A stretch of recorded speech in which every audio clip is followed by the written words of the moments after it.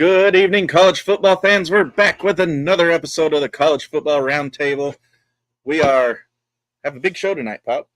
We got a conference championship games this week, and we're going to dive right into them and figure out who's still in the playoff contention and who's not afterwards, and take a look at some bubble teams, who should be there, that's not going to be there, who's going to be there, that shouldn't be there, and try and get into the head of the committee, which we all know is impossible to do because they change so often. Pop, welcome back to the round table. What have you been up to this week?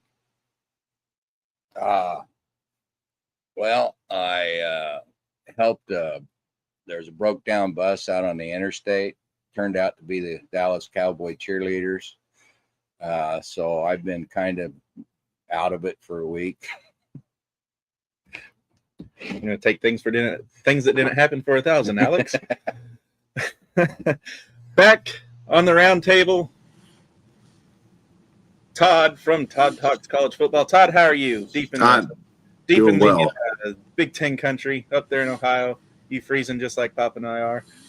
Yes, absolutely. We had snow this, like 4.5 inches of snow. It's too early for that. Oh, wow. And there's a lot. Yeah, making his returning appearance, Dominic from the Sunbelt Syndicate deep in the Appalachians. He's got a skin in the CFP game with James Madison. Dominic, how are you this week? Pretty good. I'll be freezing just like you guys here tomorrow evening as I head to Harrisonburg to watch the James Madison team take on Troy and see what happens in that Sunbelt Championship game.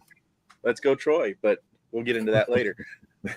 And for those that don't know, Pop and I, we like to do our shows outside so that solidarity with our football team, Boise State, so if they can play in the cold, we can sit in the cold and talk about them.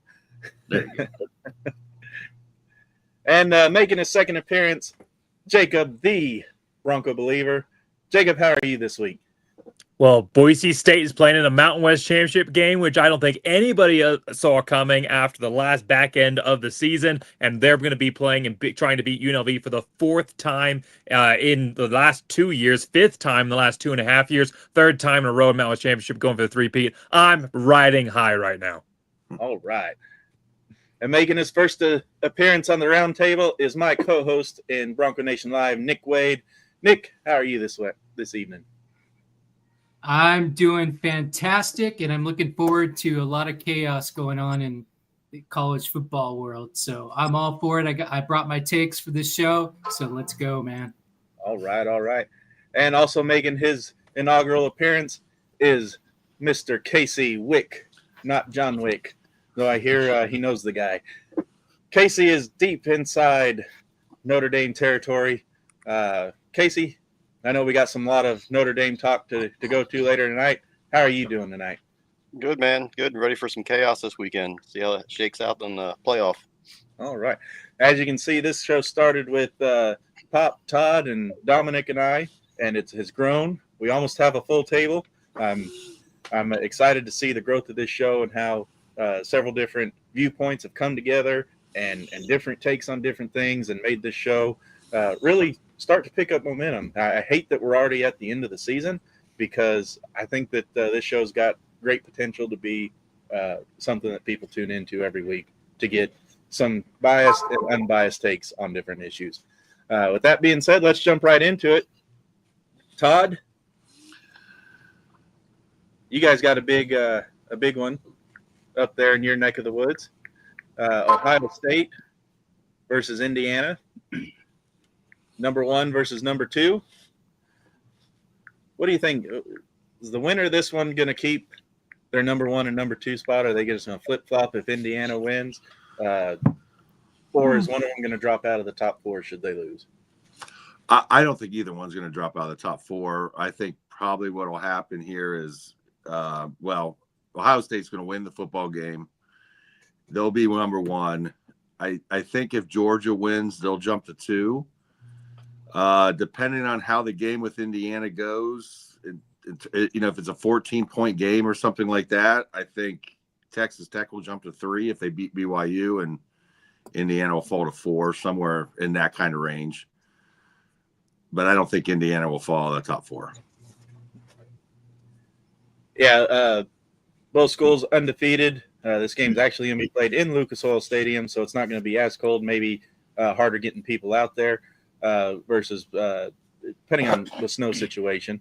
That game is on Saturday at 7 o'clock Central Time, 8 o'clock Eastern Time on Fox. Ohio State's a 5.5-point favorite. The over-under is 48.5, and ESPN actually has the edge to Indiana.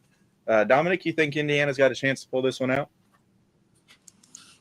Chance? Yeah, absolutely. I think they have a chance. But I would also favor Ohio State because they've kind of been there, done that before. But Indiana's got a pretty solid defense. I questioned the quarterback just a little bit. I think he's been impressive throughout most of the season. He's obviously made that really good play there in against Penn State that kept them undefeated. But again, I go with the tradition and the history of Ohio State over an upstart, younger Indiana program. I mean, Indiana program as far as like the Cignetti era goes. Yeah. I know a lot of people say Indiana doesn't belong there or their schedule is just too easy. But they're a 3-win team every year consistently before Cignetti shows up. And now they lost one game last year and in the championship undefeated this year. And number 1, number 2, depending on which poll or ranking you look at in the CFP and other ranks. So you can't really discredit any of what Cignetti's done. And I'm not saying you are, Dominic. I'm actually leading into my next question. But Nick, do you think that the hate that Indiana gets for their easier non-conference schedule is justified? No, I'm actually a big fan of Cignetti. And this one's going to be a hard game to choose between. Both Ohio State and Indiana have. I pay more attention to the ranked contests, and both of them took care of business against 3 ranked opponents during the season. So I don't get the hate, but I think winning college football games is hard, and both teams are doing such.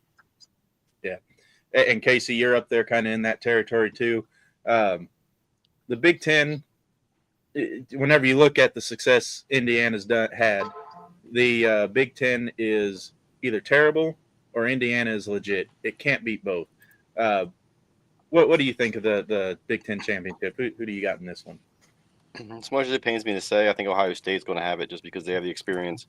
But Cignetti does know how to get his team up and motivate them to play in the bigger games. If you watch the Oregon game, I never would have guessed that they would have even been that competitive with Oregon.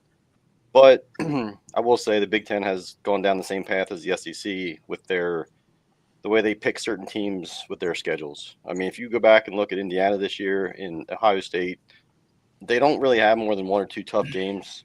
So it almost gives like a guaranteed 2 to 3 teams a shoe-in into the CFP. Yeah, and historically, I don't disagree with that premise that you should play tougher opponents if you're going to be in the tougher games.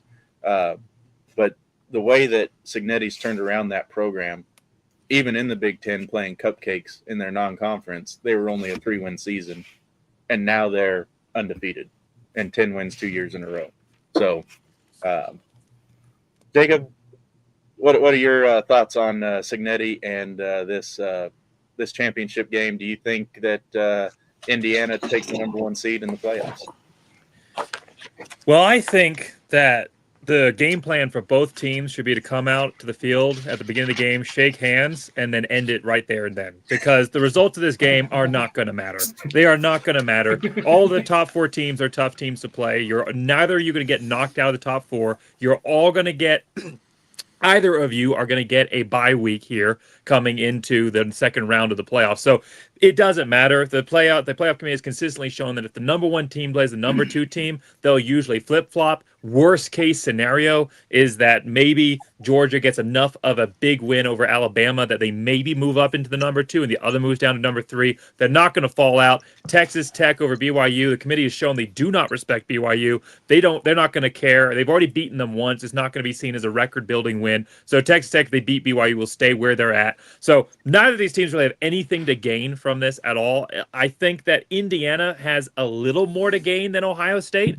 Ohio State's been here before. This is old news. They're playing Indiana. It doesn't mean anything to them. Like you said about Indiana, though, Indiana has everything to prove. Talk about the easy schedule all the way through, and last year as well. The easy schedule all the way through, all the doubters, all the haters, they have something to prove in this game. They have something to play for. When I look at teams that are very closely matched, and then I'm looking at, okay, what are their factors? The one that I look to is motivational. Because I think the motivation, mental game, how you approach the matchup is going to change everything about the end result if both teams have pretty much everything else in common, if there's not a significant deviator between them. Indiana has that.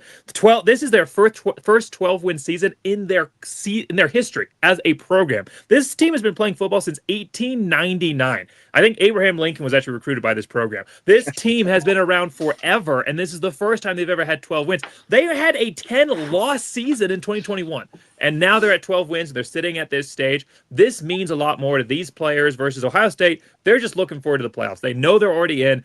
They're going to try, and they're not going to, it's a competitive game. These are athletes. They're going to try to win. I'm not going to say they're just going to roll over.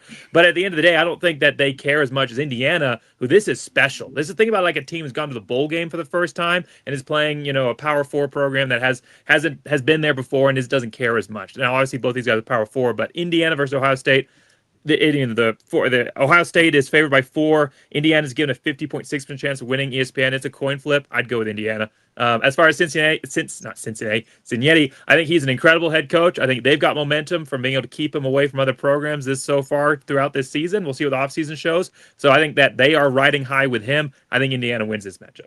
Yeah, and Indiana's really top. You and I were talking about this earlier this week, that Indiana's really gone after their coaches. Actually, no, I think it was you and me, Casey. We were talking about Indiana. I get my conversations mixed up. We were talking about Indiana's retaining their coaches, putting the money not just in a head coach, but retaining their supporting cast as well. So it's nice to whenever you have that. But Pop, do you think the Big Ten is a terrible conference, or is Indiana legit this year? Is BSU in it? No. Then it's a terrible conference. I saw that one coming.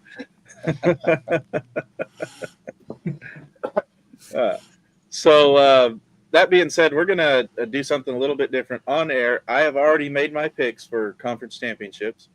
So I'm going to go through and I'm going to ask each one of you who your pick is, and I'm going to put it in this little graph thing that I have going on right now. And then at the end of this segment, once we get through all the deals, I will be showing off, or I'll put it up on the screen so everyone can see. So the Big Ten, Nick, Ohio State or Indiana?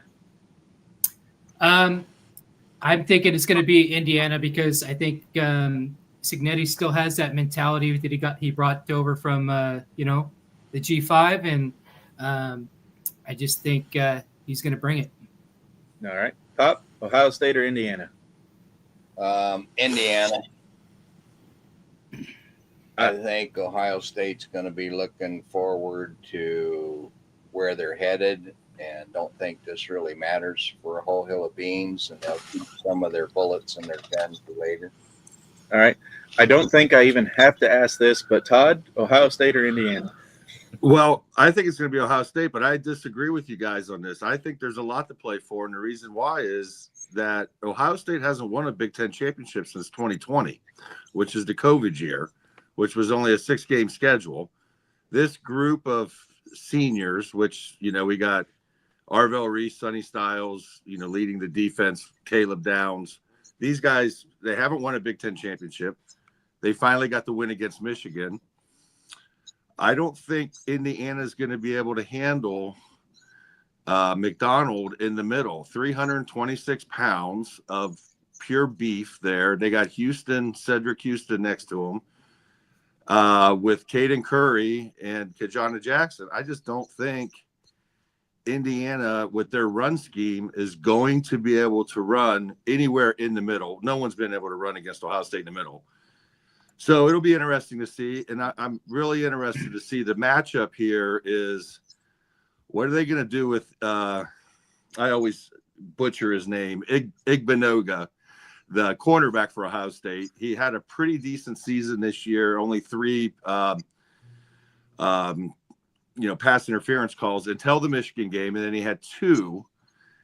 And Indiana's receivers are challenging to, especially depending on who they get matched up with. So that's the one spot that I'm kind of a little worried about. But I just think the defensive line is going to be too much for Indiana. Look, it was too much for Indiana against Iowa. Iowa should have won that football game if you go back and look at that game. Penn State had their way with Indiana's front offensive line through most of that game. And Ohio State is better than Iowa and Penn State across the board in those positions. And that's why I think the difference in the game is going to be. Plus, Ohio State offensive line last week, if you saw them against Michigan, which is we can say what we want about Michigan's offense, but that defensive line has been pretty stout at least the last 3 or 4 years. And they had their way. They dominated Michigan's offensive line. So I think it's really going to come down to the trenches. I think skill position, both teams are really, very similar, but I think in the trenches, Indiana's just not there yet. So a long way to get to Ohio State wins. Hey, if we didn't want commentary on the show, I'd just call you on, say, who do you want to win? And then we'd end the show. Right. All right, see you guys. All right, Dominic, Ohio State or Indiana? Yeah, I'm going to stick with the Ohio State that I gave you earlier. If you look back to last season, that was their only regular season loss. That was a 38-15 loss. Obviously, you've got positions that have changed over, but the head coaches are the same. The schemes are basically the same. I see another really good Ohio State team, probably a better Indiana team, but again, haven't been truly battle tested. I'm taking the battle-tested team here in Ohio State over last season and what they've done more so this year, and just trusting them to get it done. Yeah. Casey? I'm also going to go with Ohio State. I think it's going to be a pretty intense matchup. I think Indiana's just not going to be able to stop the duo of Carnell Tate and Jeremiah Smith. You got 2, first-round receivers playing. And unless the team is distracted by losing their offense coordinator who took the South Florida job, I just don't see Indiana having the firepower to stick with them. Jacob? Yeah, well, last week I called Ohio State to win. I called Texas A&M to get upset by Texas, and I called Texas Tech to crack the top 4, and all 3 happened. So I'm going to call good things. Indiana wins this one. All right. And I, too, have chose Indiana, and Pop is my eyes. He can see that I have chose them. His eyes are bad, so I could have chose them or I could not have. All right. Moving right along to the SEC. We've got 2 teams that a lot of people probably, at least one team, Alabama, wrote off of being in the SEC championship about 2 weeks ago. And then, of course, Texas A&M lost, and then a whole bunch of tiebreaker scenarios. And now we have Georgia and Alabama in the SEC championship game. Does Bama drop out with a loss? Let's start with Dominic on this one. What do I think should happen personally, or what do you think? What do I think the committee will do? Let's get personal. Personal? Okay. I don't think they should drop out. I don't think a lot of those teams that are kind of in their championship games should be dropped out.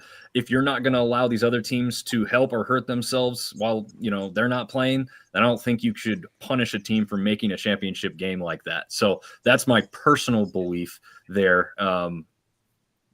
The committee, I still think the committee would put them in too. So I'll say that, but I definitely would have Bama in the CFP, even with a loss.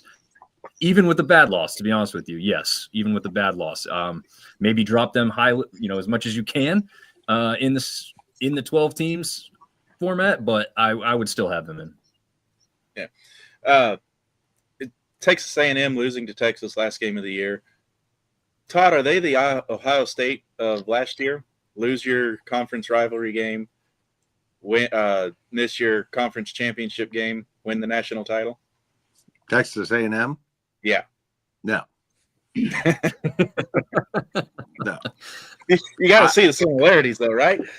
Well, yes, but I don't. No, I don't think so. I think Texas exposed some things about Texas A&M last week that a lot of us saw throughout the season, but they kept getting. Listen, Arkansas exposed them. South Carolina absolutely exposed them in the first half, and I think when they get into the playoffs, they're going to be exposed in a similar fashion, depending on the matchups here. Yeah. Speaking of the matchups, Nick, do you think that some of these teams that are, we thought were going to be conference champions or be in their conference championship, lost like the Texas A&M? Do you think there's some kind of conspiracy amongst those guys to go ahead and lose for the easier path, like Ohio State had last year for the easier path to the national title? I don't think there's a conspiracy theory, but what does kind of irk me is when these types of things happen, then SEC starts chirping about how many spots they need to get in the playoffs. So I think that's the part that bugs me the most. Yeah. And kind of getting off topic of the teams here, I just wanted to make those points. But this is a number 3 Georgia team, 11-1, 7-1 in the conference, and number 9 Alabama, who's 10-2, 7-1 in the conference. It is being played in Mercedes-Benz Stadium in Georgia, so it's a de facto home game for Georgia. 3 o'clock Central Time on ABC on Saturday. Georgia is a 2.5-point favorite, 47.5 over/under. The ESPN giving Alabama the edge, 51.1%. Jacob, you think this is going to be that close of a 2.5-point game, or you think one team's going to pull away from the other? I think it will be. I think it will be a close game. This is SEC championship game. Both these teams have a lot to win in this one. As far as a lot to lose, and we can talk about bubble teams later on. I'm not so sure Alabama's out if they lose. I think that since they're in the SEC and the way the CFP committee has appraised the SEC, I think that getting to the SEC championship game guarantees that you are in. You could probably have 4 losses, get there, and probably you're into the SEC, you're into the playoffs, because ESPN owns the SEC and ESPN owns the playoffs and they own the committee. So I think that they're probably in regardless of what happens here. But at the end of the day, who's going to win this one? Is it going to be close? Alabama's been that boogeyman for Georgia. They haven't beaten Alabama since 2022, lost 3 times in a row. And obviously earlier this season lost as well. But it's really hard to beat a team twice in the row in the same year, especially when one has as much on their back. Alabama is that monkey on the back of Georgia. And I'm just not honestly sold on DeBoer. I think that he has done better than maybe some expected, but I think he's still riding a little bit off of some of that Saban energy right now. And he has shown that he's kind of struggled a little bit in some of those bigger games.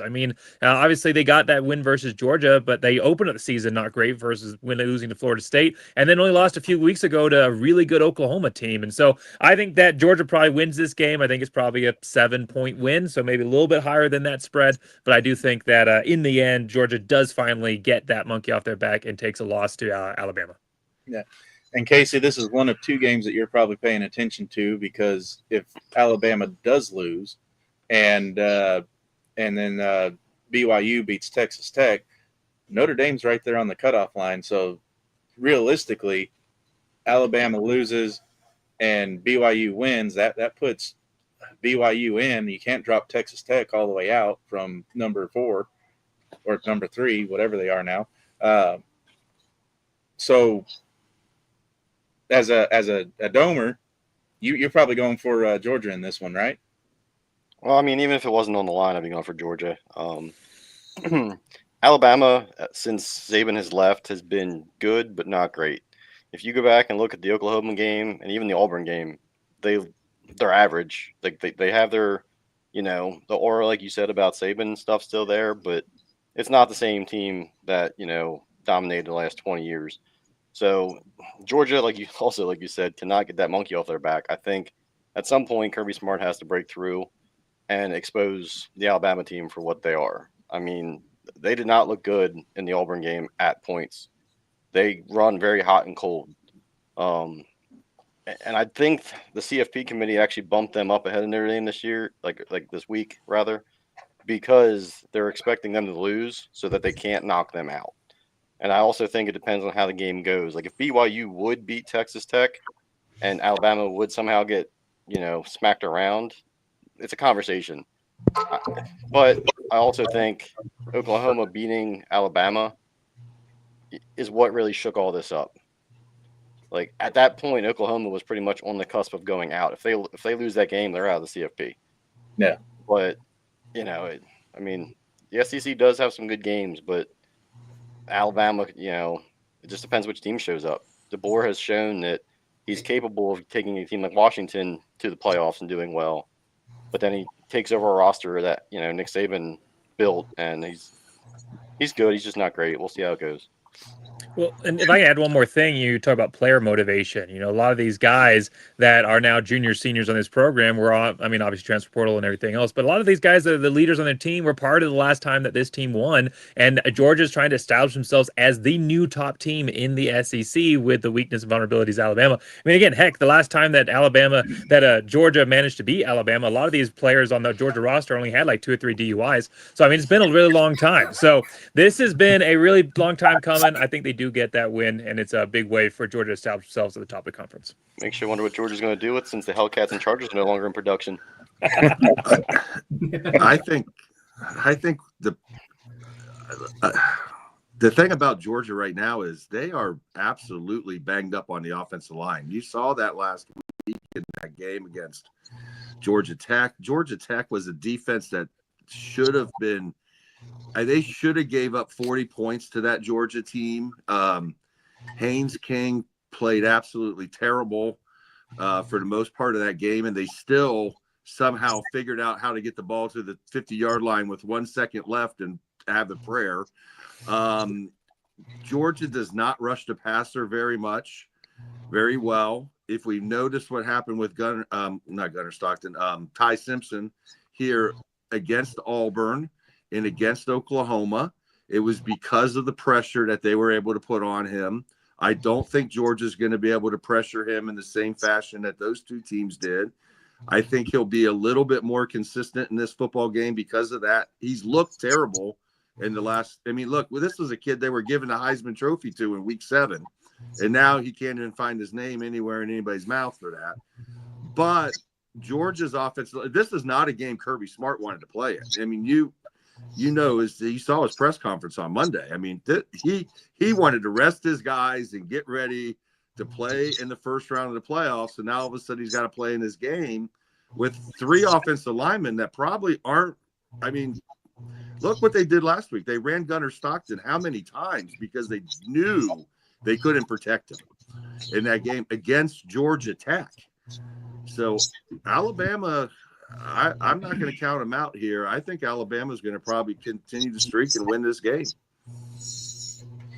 Yeah, and Nick, that brings up a good point. You're already a lock. You're the number 3 team in the nation.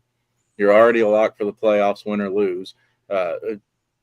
Barring a catastrophic meltdown and you lose your quarterback and Georgia gets the Florida State treatment, do you even send out your first team to play this one, or do you just go, hey, let's get our second stringers some valuable play time on the big stage?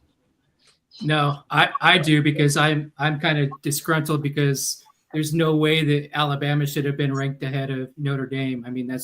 That's ridiculous. So I want to see Georgia just come out, and I don't care who they put in for quarterback. I want them just to utterly destroy Alabama, because I don't think that they deserve to be in the CFP at all.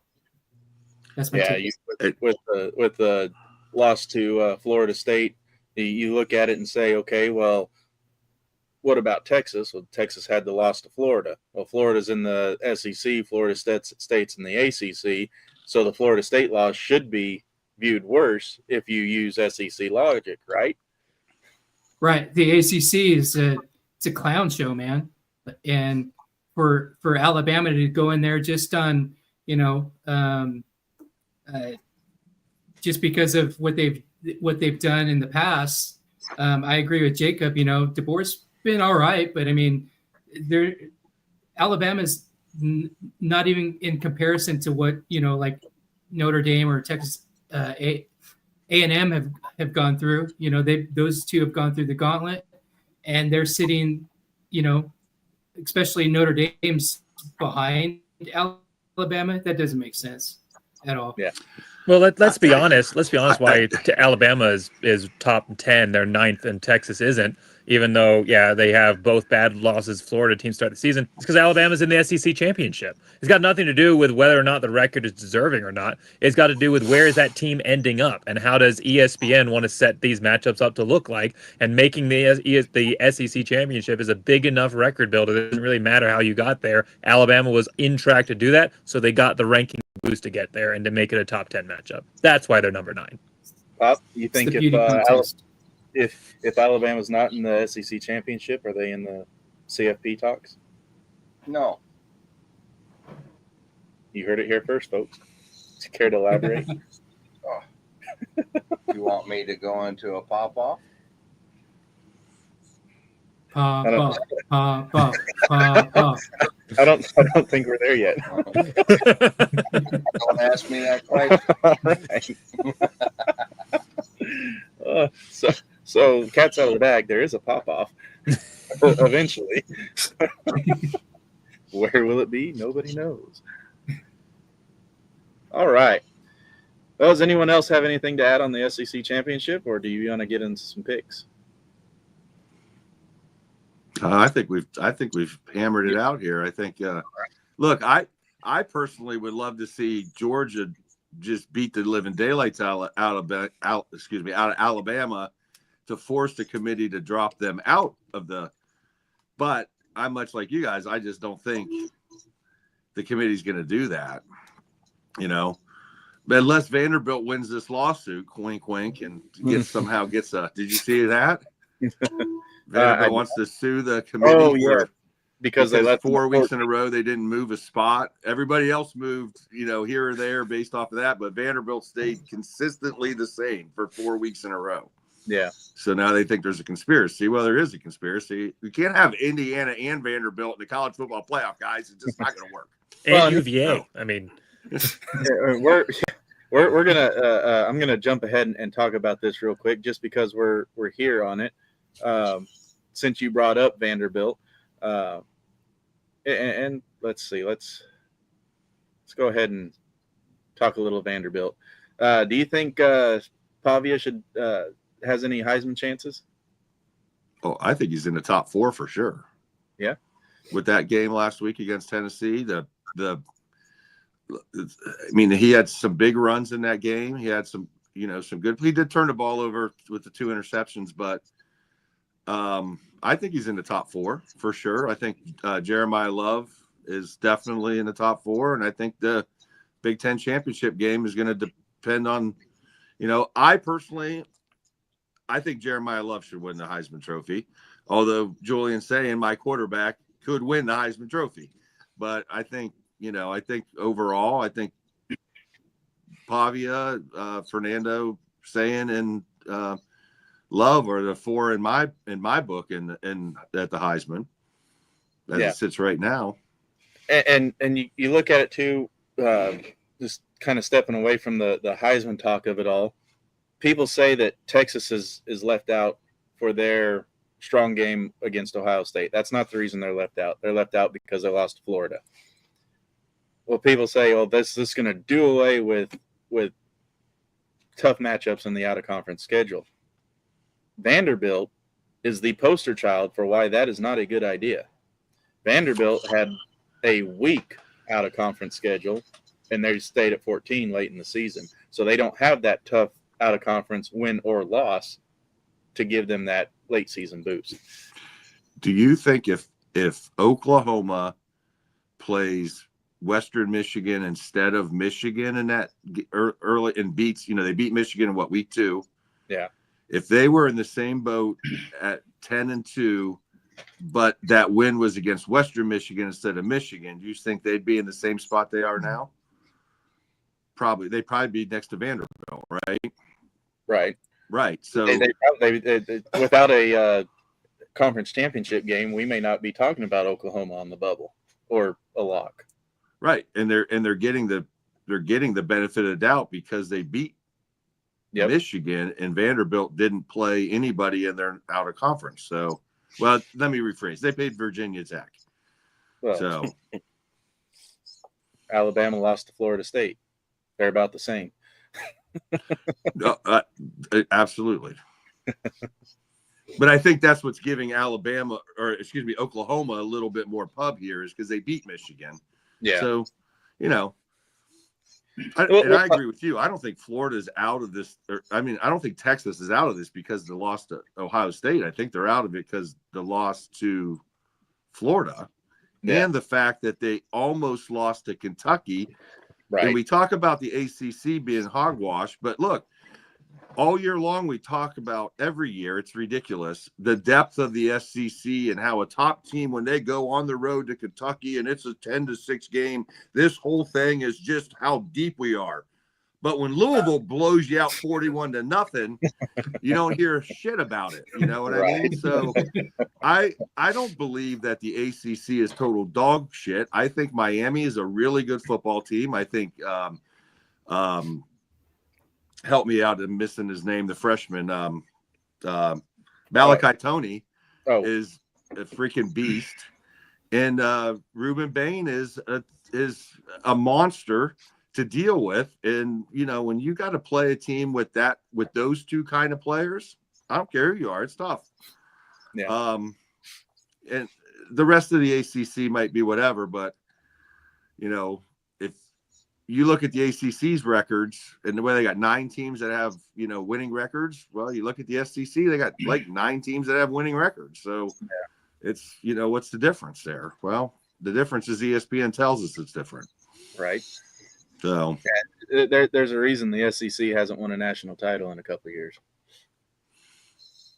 Well, and that's a really good point as well about the ESPN, what they tell us, what the college football commentators tell us, and then why these teams are saying that they don't want to play each other outside of conference is because that's the last thing that the TV executives want. They want more conference games. They want to get rid of the non-conference schedules. They want to be able to have conferences that are easily bundled up, that they can control all the matchups within. They're not having to split their TV money between multiple. They can just have the one conference that they want, and they don't have to split between. We heard the same whining from Alabama last year when they had a very similar situation and ended up where they were outside of the playoffs last year too.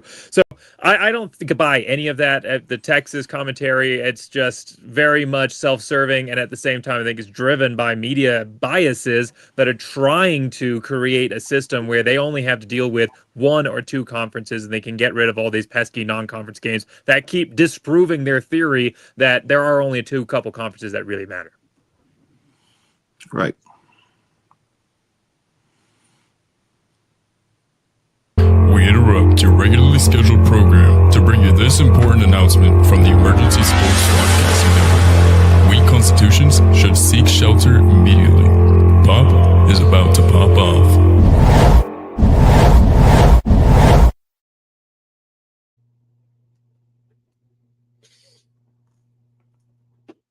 College football, as I knew it, no longer exists. The age of college innocence, where you've got alma maters, where you got rah, rah, rah in the stands, where you got some loyalty to your people, is done. It's been destroyed. And why has it been destroyed? Money. It's money has taken over the college industry. It is no longer a football game. It's a multi-billion. That's with the B industry.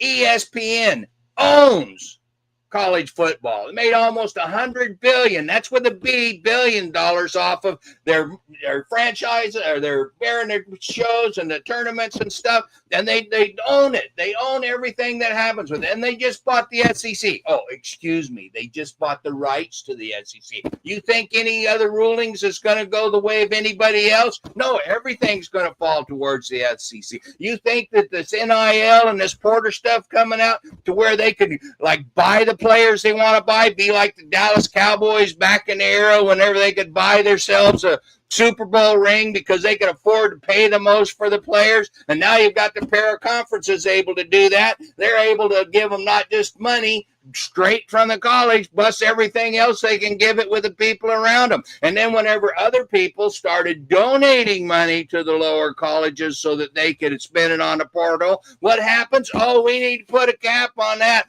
Just 20 mil. That's all you can spend doing that. Whenever they know there's backdoor ways that these power conferences get through it, I'm telling you, there's an axis of evil and it runs through ESPN. And until you break that monopoly, we're not going to have football as we need it. And who do they have in their pocket? The NCAA. Oh, but the NCAA, they're just a nonprofit organization and they're trying to help all athletes. Well, no, they're a power organization because they're a governing body. And they make over $1 billion. What's that? $1 billion a year that they get. And where does it come from? It comes from television rights. And who pays most of that money? I guess it's ESPN that does most of that. And just like the man said a minute ago, they want to keep it bundled up into a tight little power group so they don't have to chase money all over everything. They can put their money in where they can buy their championships the way them stinking Cowboys used to do.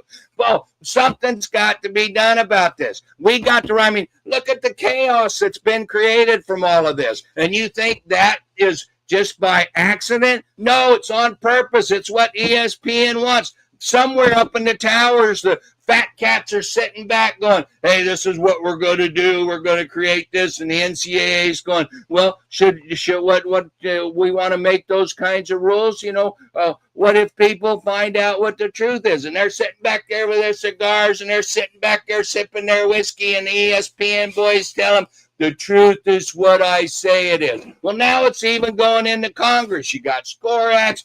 You had Rubio the other day was telling the president if Miami don't get in, that Trump needs to take it over and do something with it and get rid of these committees. There's an axis of evil that runs from ESPN to the NCAA and the top power conferences, and unless we break it all, we got nothing. We'll have nothing. It'll be ruled by politicians. Well, the politicians will get us what we want. Oh, yeah, like they can't be bought. They're worse than the committee. So what do we got to do? We've got to rise up. We got to have a grassroots charge. We got to break up them Power Fives, get us 12 conferences like Sam Talk Sports put up on his deal and see where that goes. We've got to get the money out of ESPN, get it spread out so that media doesn't control what football is. We have to have every TikToker, every blogger, every whatever, get up there, get this put out. Take back our college football so it's not just a money scam. We have to be the Minutemen from the Revolution. Go grab your musket. Put memes out there. Put other rants out there. But make this one go viral. Get your own. We need to have a Frank Kellogg. Who's Frank Kellogg, you may say? He was the lead that took down Rockefeller and Standard Oil. Got him in an antitrust suit and caused them to break it up so that everybody had a shot and level playing field in the oil industry and not just the Rockefellers. His name was Frank Kellogg. We need a Frank Kellogg now to rise up and help college football break this monopoly ESPN's got, that the media's got, that the NCAA is wielding control over, and those power conferences hang on to. We need to go to war. I've called for it before. Rise up, cry havoc, and let slip the dogs of war. Wow. Woo-wee. There you go. Man, get that man a whiskey. Double Glad I shot. got Here's the net. glad I got a strong constitution, man. Woo! Yeah. Well, He didn't pull Thomas Paine this time, but he pulled out some real Let's relics there. let's get Pop instead of Lane Kiffin on ESPN Game Day. I think Oh, let's I do. forgot about the draft. We need to start a college football draft. It's got to happen. It's if we don't do that, get rid of the what you call it, it's a redshirt freshman and he gets another year because injury. Make it 6 years. 2-year contract. If you get drafted, you have to do with the school that you're with, or your contract gets bought out. At least then the school that drafted you gets compensation for you, and then you can go on where you want. Or lobby the people to draft you whenever they get a chance to draft you, so you go to whatever school you want. It's the age of college innocence is over. We need to set up the draft. We need to put that into it with everything else I said. And here, go ahead, do your football stuff. I love the idea of potentially a draft. The problem is, and maybe it's not really a problem nowadays, but there is something called an education. And if I'm going to college to get, 90% of the kids on these college football fields are not going professional. So, if you want to be a bioengineer and you get drafted to wherever, they might not even have the program.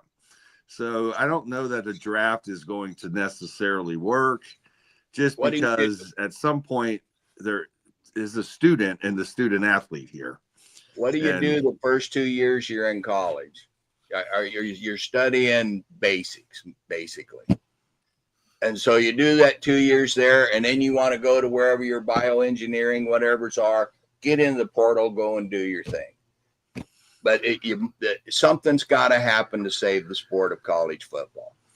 We can no longer try and put a Band-Aid on where we need a heart transplant.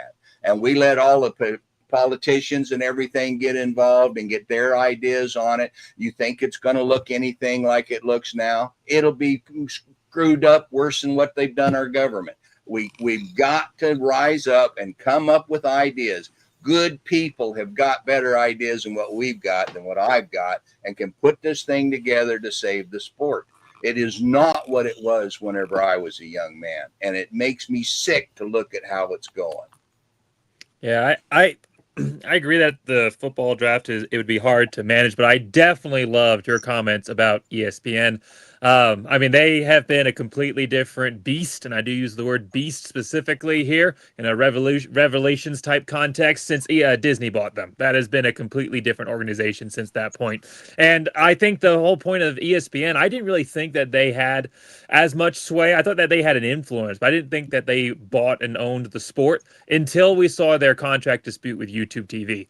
And then they had not just every single one of their commentators, they had every single SEC athletic director, head coach coming out and saying, hey, you guys need to sign with ESPN on this. I mean, it used to be that your TV network was just your TV network. It didn't have any association with you. It was just something that your games were on. And now these actual coaches and administrators are tied into the TV network like they own the program. And seeing the mouse actually work its web and mechanize its military through that form, that was scary to see what ESPN is capable of. And we only saw a taste of what ESPN is trying to do with this industry overall. So yeah, absolutely axis of evil, take them down. Let's mount the beaches. A convert. all right. So we were talking about the SEC championship. Nick, I know I don't even have to ask you this, but just so for the audio recording so people can't say anything, Alabama or Georgia? Woo. All right. Pop, Alabama or Georgia? Georgia. Todd?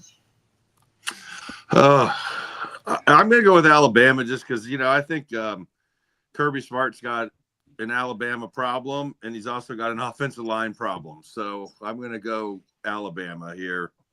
I'm not going to be rooting for either team, really. Like, could they both lose big time? But I think Alabama wins. Dominic? Yeah, I'm going to side with Todd here. I think Bama's looking at this as a bigger deal game than Georgia probably is. in my mind. So I think Bama's going to try and prove it and show up there and take them out on the field. All right. Casey?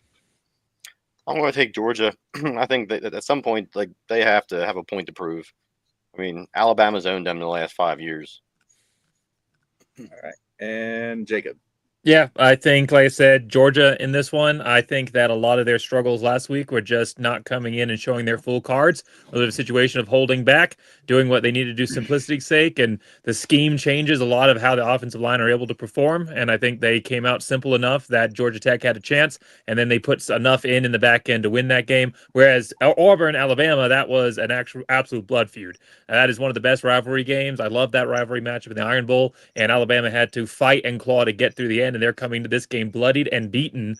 They won that game, but they are absolutely feeling it a lot more than I think Georgia is in this matchup. And so I think Georgia, especially trying to get that first round bye so they can rest some of their players coming into next week or into the playoffs, I think that'll be a big motivator for them. So I think Georgia win this game. All right. Moving on to the Big 12. Number 11 BYU is 11-1, 8-1 in conference versus number 4 Texas Tech, 11-1, 8-1. Game's going to be at AT&T Stadium in Arlington on Saturday at 11 o'clock Central Time on ABC. Texas Tech's a 12.5-point favorite with the over/under 50.5. ESPN's got Texas Tech with the Satan percentage, 66.6% to win. So BYU, the Holy Rollers, they're going to be, you know what, this is the Devil's game. We're going to go into this and take them down. So Casey, this is another one you're going to be paying pretty close attention to. If BYU wins this one, it starts looking bleak for Notre Dame. Do you think if BYU, especially if they just absolutely curb stomp Texas Tech, are they going to jump Notre Dame? Is the Notre Dame going to be left out?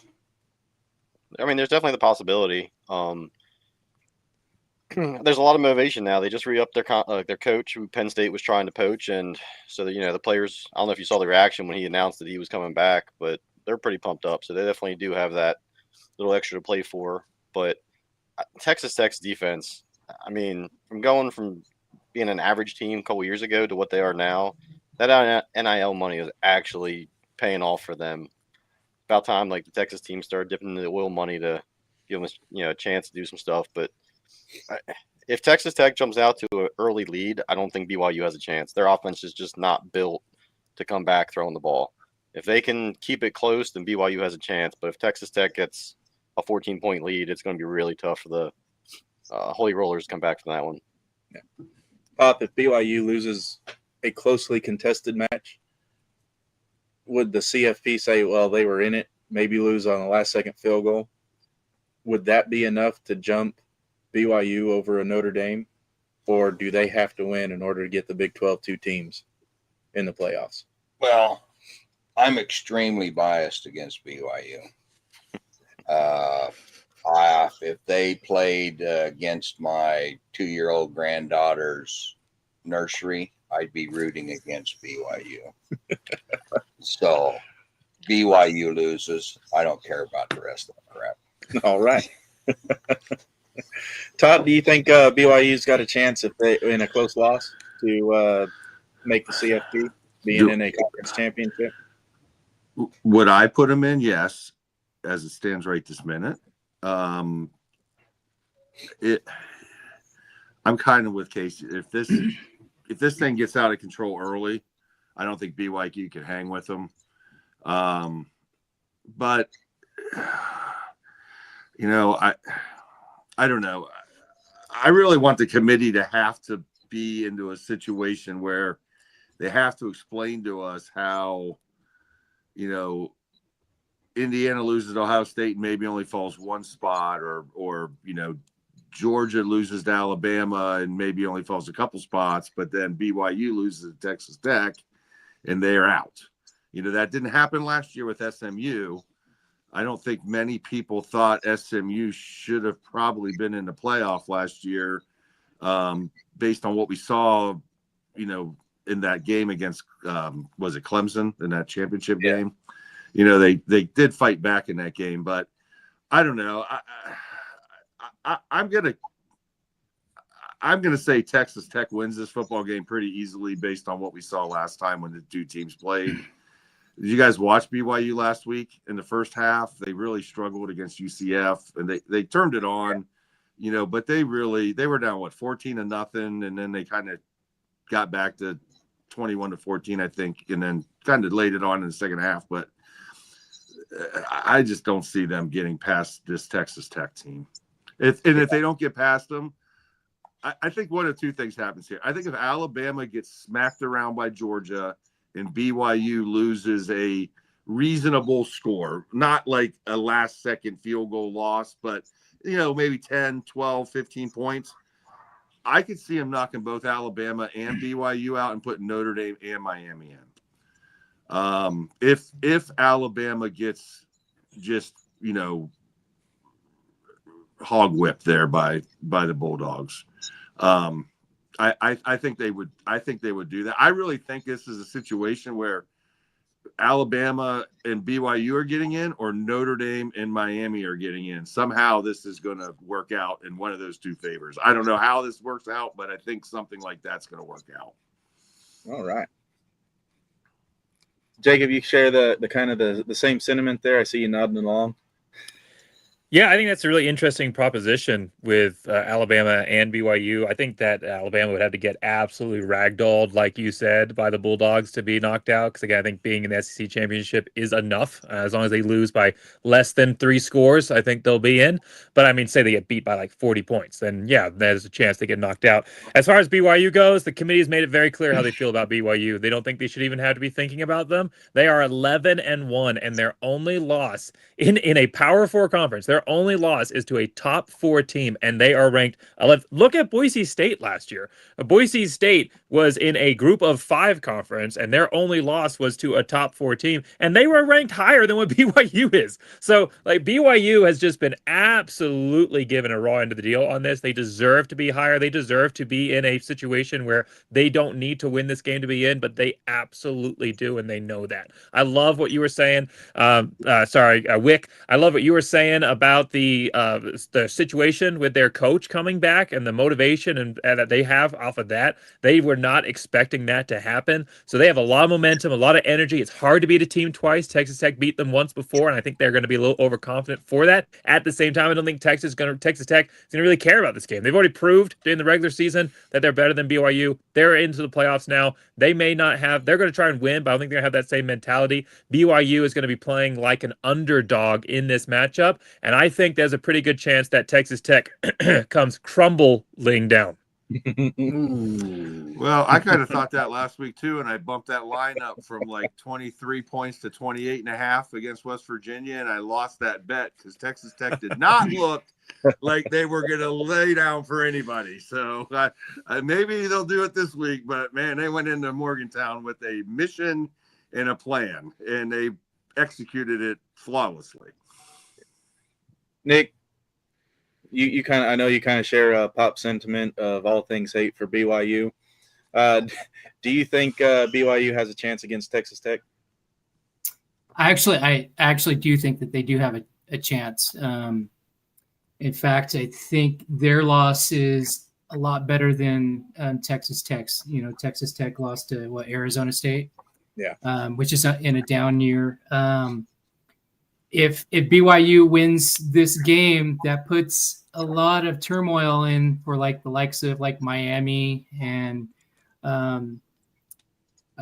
those others that are on the bubble at the moment. I do still have the belief that regardless of what happens, Notre Dame should be in. They lost two games, 4 points between both of those.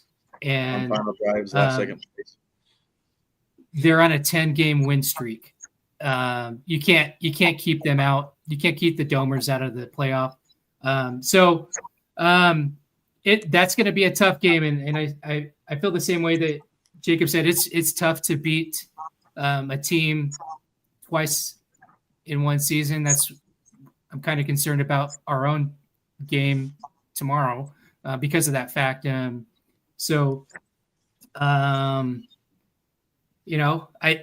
do agree that bringing Sataki back, they're going to be playing with a lot of emotion. And so that's like a dice roll. Yeah. All right. Nick, so who's your pick for this one? BYU or Texas Tech? I'm taking BYU. I think that emotional piece is going to take them past the finish line. Pop? I don't think I even have to ask, but considering you take my daughter's 2-year-old gym class, I'd take the north end of a southbound skunk before I'd pick BYU. Todd? I'm sticking with Texas Tech here. Dom?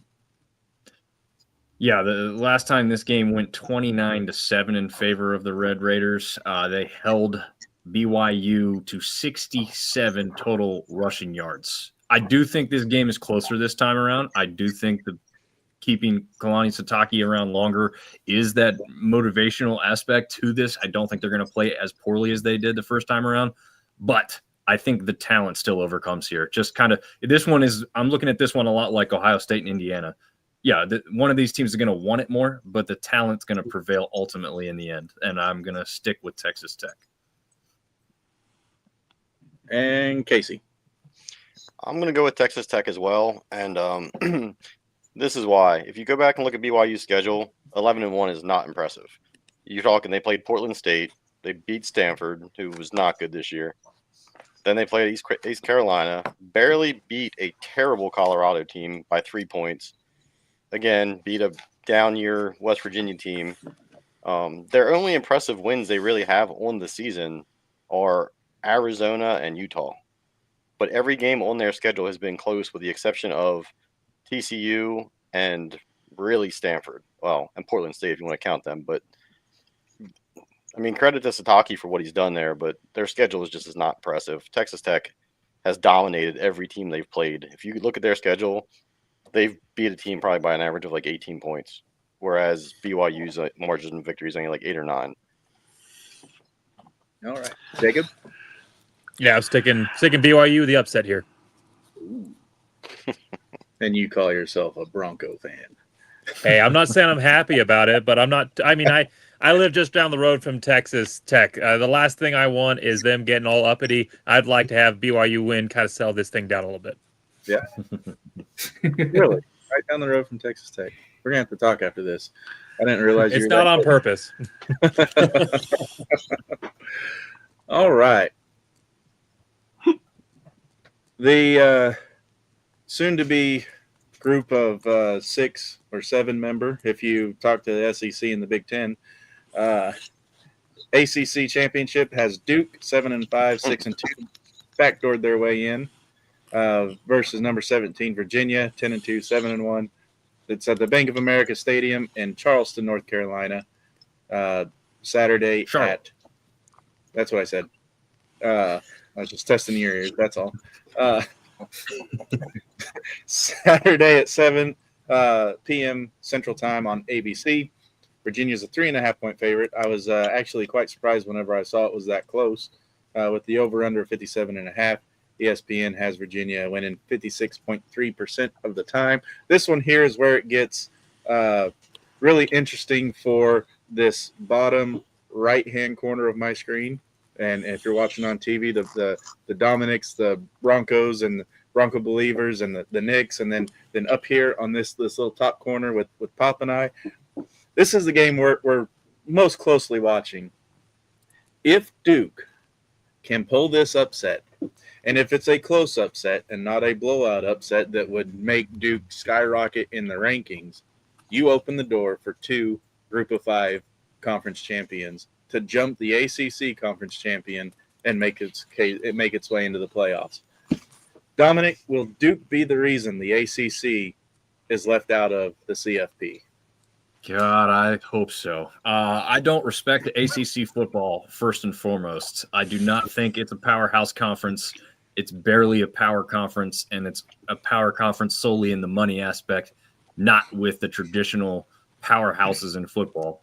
I know Clemson has been there, but yeah, I don't think it's a great brand of football. I hope Duke gets it done. That's what I will be rooting for. I actually, 10 minutes away here from Duke University. So I have that aspect to it that maybe is on my side with that. But, these two teams did match up, and Virginia did win the first one in Durham, 34-17. So that doesn't bode all that well. But you got to think, like everybody always says, it's hard to beat the same team twice. And now this is a championship game. I would love to see the ACC play themselves out. Yeah. Pop, you think the ACC is going to play themselves out of this playoffs? Oh, I would hope so. I really would hope so. I'm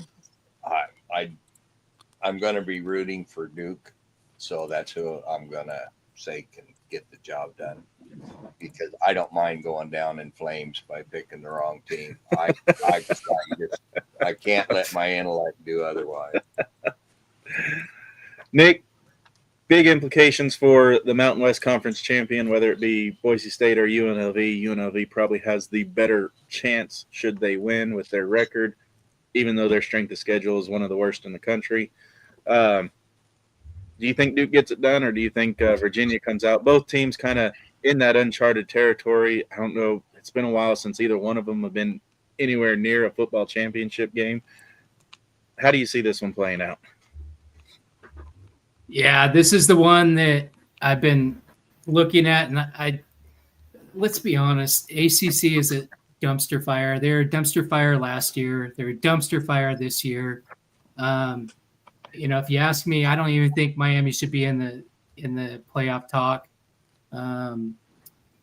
But I'm a huge Duke fan this week. I don't even know why Virginia's up at 17, but maybe somebody better can explain that to me. But I agree with Dom, and just like with our game in my conference, it's should be concerned. It's hard to beat, a team twice in 1 year. I've seen it in the Mountain West where we took on Fresno State that second time and we lost at home. So, it's a thing. So, I'm rooting hardcore for some chaos, and that's one of those games that I'm looking for Duke to win them and just barely, because like you said, I want the door cracked open for my team. Right. Todd, you and your all-knowing, infinite wisdom of college football, can you elaborate on why Virginia 17? Well, here's what I'm going to tell you is if Duke wins this football game and Texas Tech beats BYU by more than 3 points or 7 points or something, I think the college football committee in 1 month, when they sit down and renegotiate this, they will be going into this with one team potentially out of the Big 12 and the ACC in the college football playoff. That would be Texas Tech, right? Mm-hmm. And there's no way those two conferences are going to sit for that. So they're going to expand this thing to probably 16 teams and guarantee some spots here. So I think Duke wins this game. Personally, I don't know why. I think it's really just boils down to Duke is so funny to watch because sometimes they're freaking phenomenal and other times they're terrible. Yeah. And it's like, which team's going to show up? I think they're going to show up this week. They've already lost to Virginia pretty decently. So I'm going to go with that. But I really do think that if we get 2 group of 5 teams in, which I got going in, 2 group of 5 teams, that would be JMU, who I don't believe should be in the playoff over the winner of the Mountain West. I'll just say that now. I don't think JMU's their schedule is literally the worst in the country, damn close to the worst. But I do think there's going to be 2 group of 5 teams in, and Duke will be the reason for that. And very well one Texas Tech team in from those 2 conferences, and it's going to as Pops would say, something's going to pop off with those other two conferences, because they're just not going to. They're just. I mean, whatever we think about their football game, and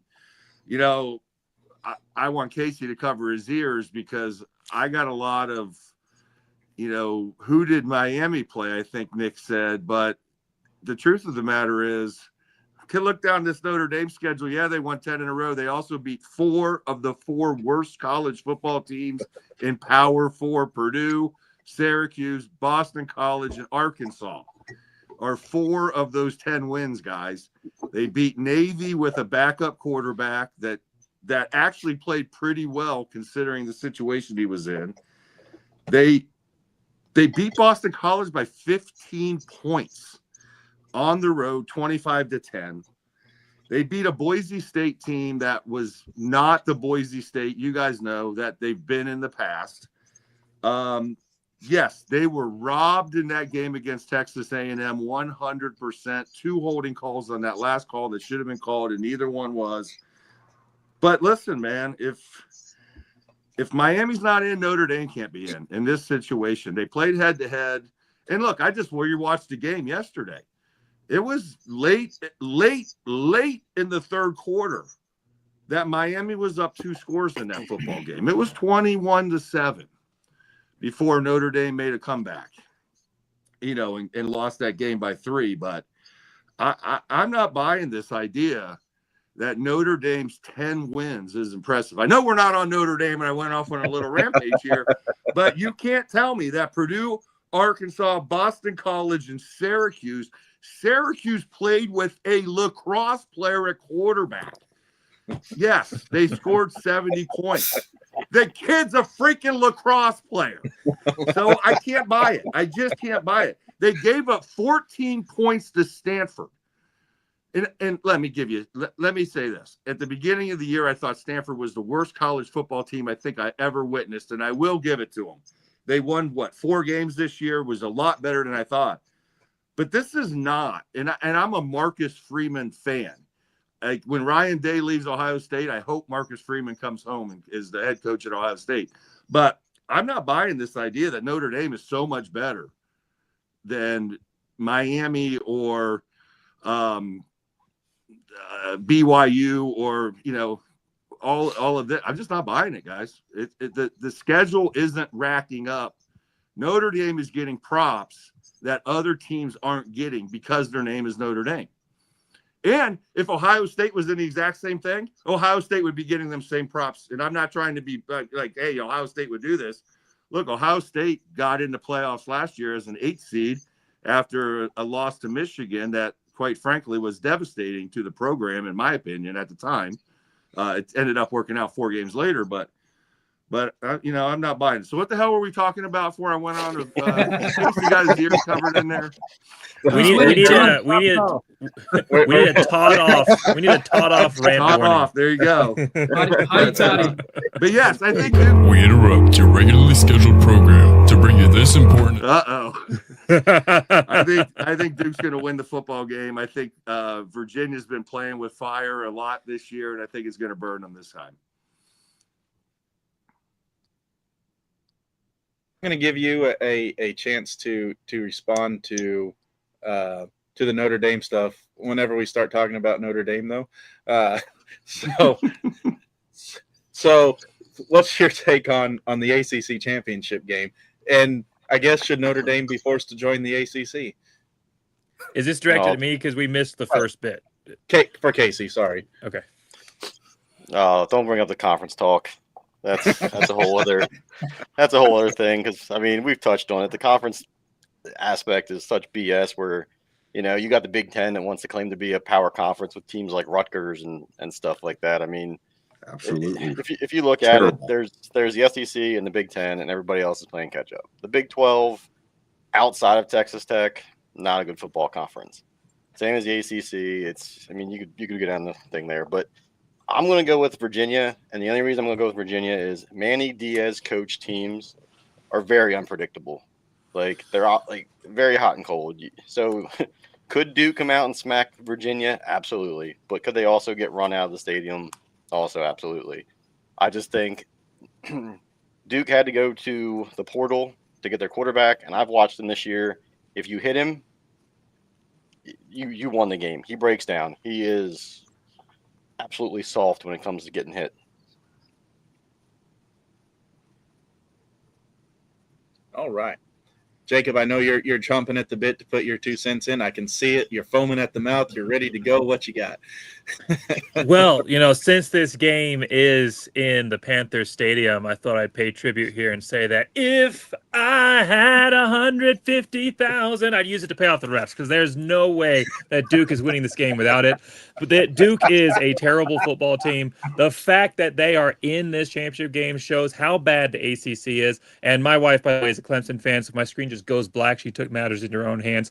But the ACC is a terrible football conference, especially this season. They are the new Pac-12, the Ivy League type conference. Their thought process is academic, not athletic, and they have their priorities in the wrong order there, at least from a football side of things. And so I don't think that Duke has a chance in this game. The last time these two teams played, Virginia put up 540 yards of offense to Duke's 255. Duke had 42 yards rushing.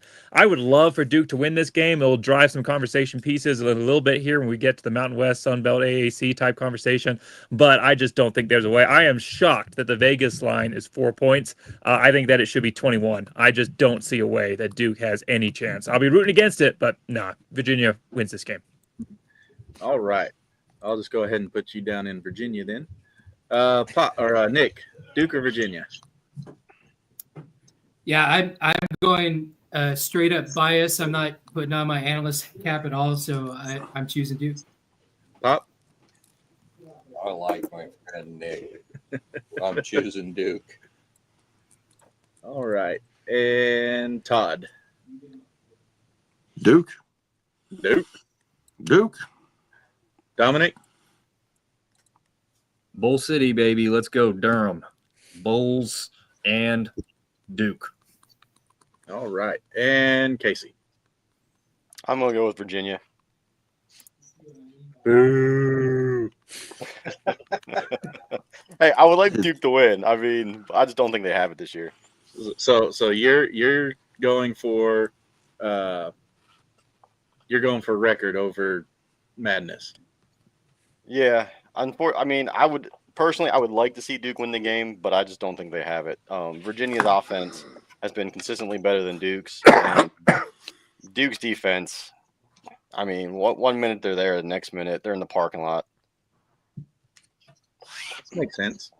Hey, those private schools got to stick together, Casey. Come on, man. Trying. All right. We at least teach our athletes, though. We don't. Our athletes don't say they come here to play school. Moving on to the American. If Duke wins, the American will be the 4th highest conference champion and probably the number 11 seed. You have number 24 North Texas, 11-1, 7-1 in conference. Number 20 Tulane, 10-2, 7-1 in conference. They're playing in Tulane, New Orleans, Louisiana, tomorrow night at 7:00 Central on ABC. North Texas is a 3-point favorite. The over/under is 64.5, and ESPN actually gives the edge to UNT as well at 58%. Dominic, we'll start with you. Duke wins. Who's going to be, if Duke wins, which team's going to claim that number 3 or number 4 conference champion? Who? This is a good one. I think people should be tuning into this one. It goes right against the Sunbelt one that's going to be on at the same dang time. But I've seen North Texas a little bit more than I've actually watched Tulane, as weird as that might be to hear this year. And that's solely because North Texas played one of the Sunbelt members in South Alabama. Their offense is scary good, and it's very, very impressive. They have a quarterback in Mustermeyer or something like that. I don't expect him to be around next year. I think there's going to be some team out there that throws a lot of money at that guy, but they also have a great running back as well. So they can hit you both ways, and it's just the defense that's got a question mark for me. But if this is a shootout, I like North Texas' chances because I think they can score with anybody. I think Tulane's probably the more well-rounded team altogether, but I just feel like North Texas may be that fiery underdog, and we'll see them get the victory in this one. Todd, if North Texas or if Virginia, I should say, if they win a close one to Duke, and Tulane or North Texas run out one or the other, probably more likely if Tulane does, because North Texas has the worst strength of schedule of the G5 teams that are in contention, or one of the worst, if not the worst. Would Tulane, given their resume and their wins over the Big Ten teams, would they jump Virginia and claim that number 4 conference champion, regardless of if Duke wins or not? So if Virginia wins, If Virginia wins a close one against Duke, and no, Tulane Virginia blows out, the Virginia will be the 4th team. Yeah, they've already set that up for that to happen. It's not going to change. Like the committee's already put that in place. So if Virginia wins, they're going to be the 4th. They'll be the 11th seed, and North Texas or Tulane will be the 12th seed. I mean, they're not going to take a North Texas and jump them 4 spots or whatever to jump Virginia. right. Tulane does have the strongest resume of the G5 contenders. They've got wins over Northwestern, granted mid-tier Big 12, and or Big 10, I should say. So I mean, if it's an ugly Virginia win, I could see. The camera keeps zooming in. I can see maybe closing the gap, if not jumping completely. Yeah, I can't see him doing. I can't see him jumping the American Conference over a Virginia team. All right. Let's go Jacob Burley on this one. What are your thoughts on this one? Yeah, I mean, you're talking about, let's say, best case scenario team that's got the highest kind of leg up already, is only 3 slots back, a 20th ranked Tulane riding a 24th ranked win over a Power 4 champion. I think that they set this up, the playoff committee. They did this 2023. They kind of made a signal already about where they were going to put the teams regardless of the results when they had Liberty and SMU in there. I think that they have pretty much signaled that, yes, Tulane or UNT is getting in. The American Athletic Conference is guaranteed to get in with the way that they've ranked these programs. But they're also signaling that unless chaos happens and Duke ends up winning this game, they're going to be that 5th team overall in the overall playoff structure. So, yeah, I think that there's really no way that Tulane or UNT can jump through. I think that when you're talking about who has a better chance of winning this game, both of these programs are going through destabilization right now and chaos because both their coaches are leaving. Now, they're both staying. They're not, doing the Ole Miss Lane Kiffin situation. They are actually going to be both their coaches are going to stay and coach through whatever ends up happening in the rest of their season here, but their coaches are both leaving. So the players already know that. The players are already making up their own decisions on whether they're going to be trying to find a new culture and probably jump in the transfer portal, which is probably more likely than not for most of these players, or if they're going to stick around and uncertain of what that looks like, but also knowing that you're no longer impressing your boss, you're impressing someone that just happens to be in the same building as you at this point. And so I think that both of these teams are going to have a really kind of tough situation, a lot of like I said, a lot of instability in both of these programs. I don't think it's the same situation as like Indiana, versus Ohio State when I was talking about teams that have been there and haven't been there, but it doesn't matter because the coach is there. I think that is a big factor this time. I think that Tulane's experience in this manner is actually going to help them through this instability period, because Tulane can always say it doesn't matter who's coaching us, we have a chance of continuing to be a good program in the future. Whereas North Texas, I mean, there's a lot more instability. This is the first time in their program history, similar to Indiana, but first time in their program history that they've had 10+ win season ever. And they are the 125th worst schedule in the entire country. Tulane is a battle-tested program. They've been here before. This is not new ground for them. They've been to New Year's Six. So I think that Tulane wins this game. I think it might even be pretty handily, but I don't think, regardless, that they are able to jump an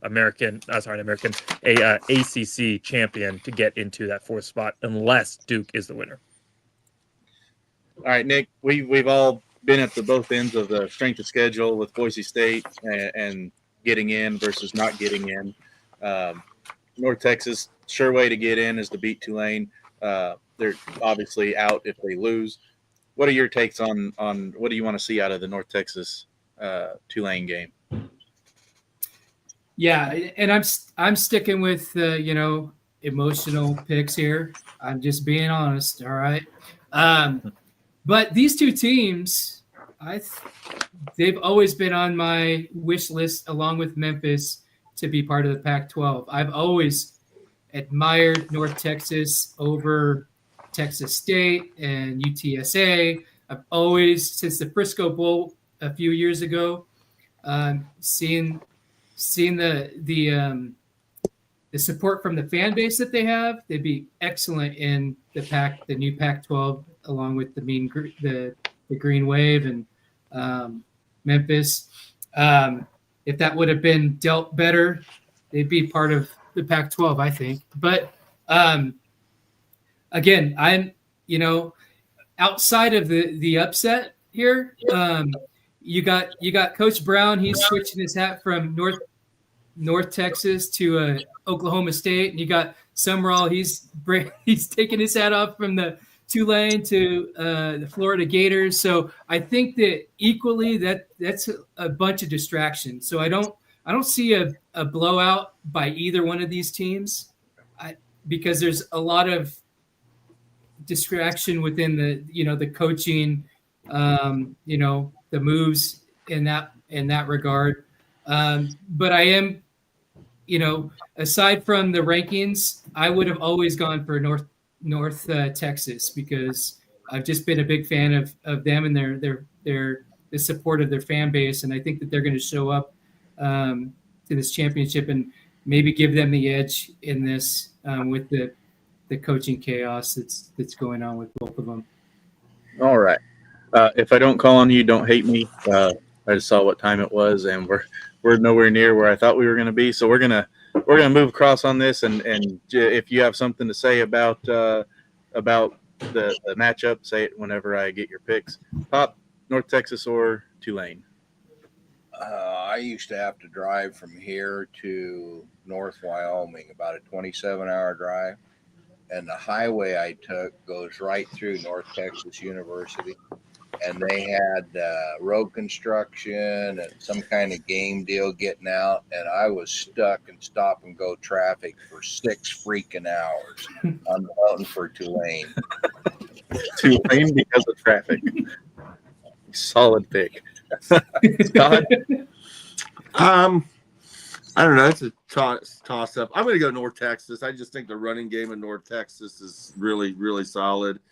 I like, both coaches have changed. The one thing, Eric Morris, though, took the job 2 weeks ago. So his team's already played a game with him leaving. And now we got John Summerall going to Florida, but that just happened this week. So I'm going to give the edge to North Texas. All right. Dominic? Yeah, Mestamaker is the quarterback's name. Keep that one in your tongue, because he's going to be playing for a bigger program very soon. But also do like the running back Hawkins as well. He's a beast. Again, shootout. I'm going to favor North Texas, and I think that's what they could get into here against Tulane. So I'll go Mean Green.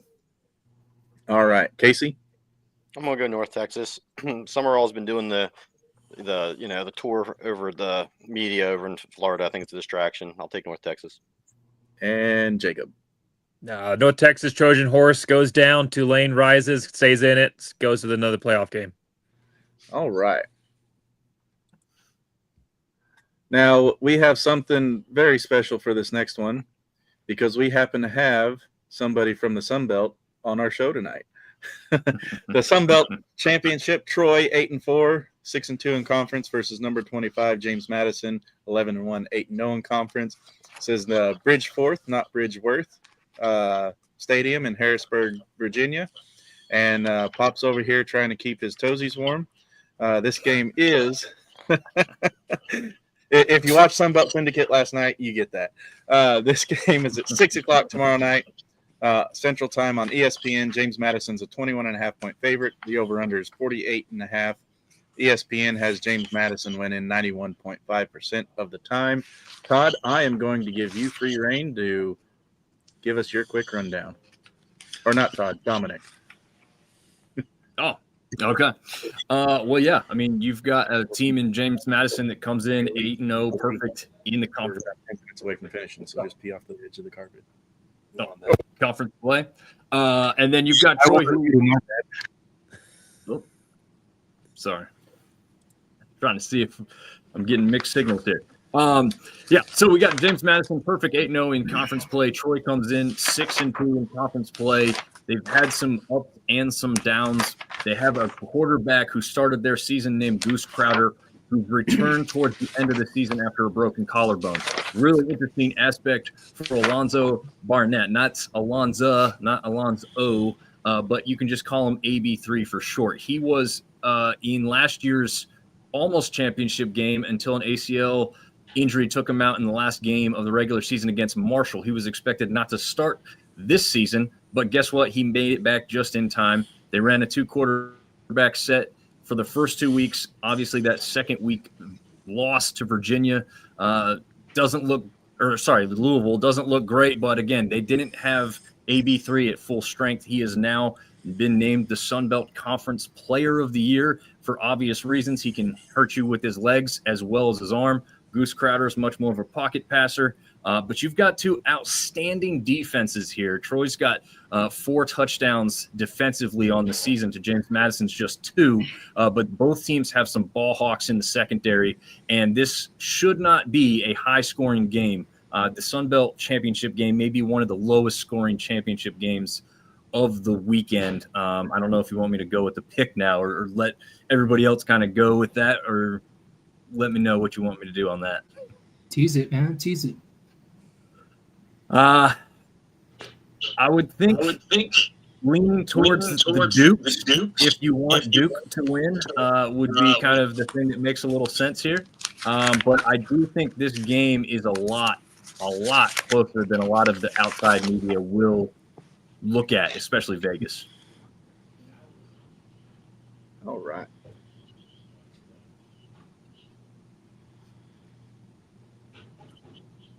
Did anyone else want to add to that?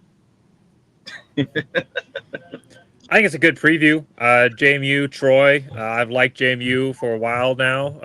I mean, they and Liberty kind of had a little bit of a thing going on, but I've never hated them like I hate Coastal Carolina or anything like that. So, I mean, JMU, when I went to ROTC, like I said, I've said this before, I think last time on the channel, went to ROTC at Liberty University because Boise State did not have Air Force ROTC, only Army, and I was not going to do that. But when I went through Air Force ROTC at Liberty University, our crosstown was at UVA, and it was a 3-way crosstown between us, JMU, and UVA. So half my class were JMU guys. So I've followed their program for a very long time. They've been one of those very exciting teams in the newness of the group of 5. After coming up from the FCS, they've done incredibly well, maintained winning success.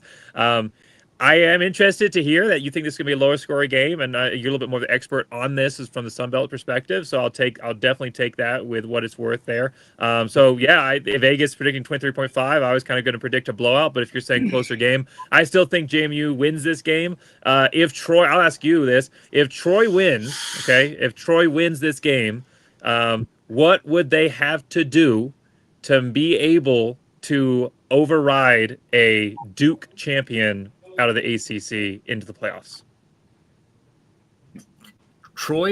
If Troy wins? Yeah, if Troy wins, what would they have to do to unseat Duke as that 5th overall team in the playoffs? Like, what would they have to, how much would they have to win? Do you think it's even a possibility? No, zero, Okay. absolutely zero. I don't think they have any chance in hell. They got blown out by Old Dominion 33-0 just a few weeks ago. That was kind of the comeback game for Goose Crowder. I don't see them having any possibility at all. Honestly, even with having the preview show with their fans and having them comment, I don't think any of them even think they have a possibility. They'd love to win this game, but I don't think they're thinking they have any shot at the CFP.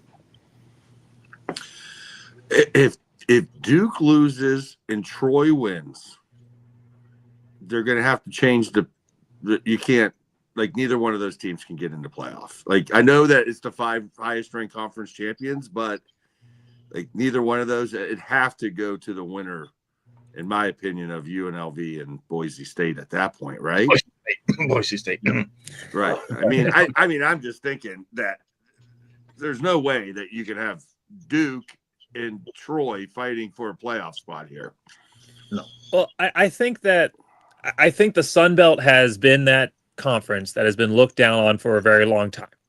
And I think that especially when you talk through the media lens, there is a new perspective that the Sun Belt is one of those conferences that is on the rise. They're no longer seen in the same conversation as Conference USA and the MAC. They're now in the conversation and a lot of times ahead of the Mountain West in a lot of these, when you're talking about like ESPN commentations and that kind of thing. And we talked about like, well, that shouldn't matter, but we talked about at the beginning, right? ESPN drives the industry. So I think that the Sun Belt champion, if there is a way, now I think that in this case, they're probably not going to be in, but I don't think it's such a foregone conclusion that there won't at least be a conversation that the Sun Belt winner, if they're a 9-4 team, will have at least a chance if they beat a top 25 team.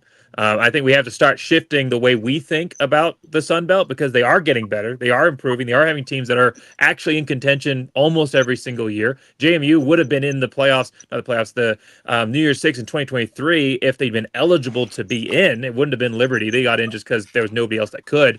And so I think we have to change the way we think about the Sun Belt. I think it will be the Sun Belt and the Pac-12 and the AAC as the new contenders for that group of 6 slot. So I think there's a chance. Maybe not a good one, but better chance than maybe outside contention would say.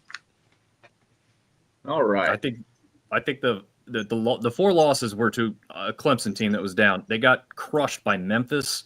Then they got beat by 13 by an Arkansas State team, who is a bowl team, but a 6-6 bowl team. So, and again, that blowout loss to Old Dominion. Although Old Dominion is a 9-3 team overall, I just think that's too many bad losses for them to be looked at. Even as I'm with you, Jacob.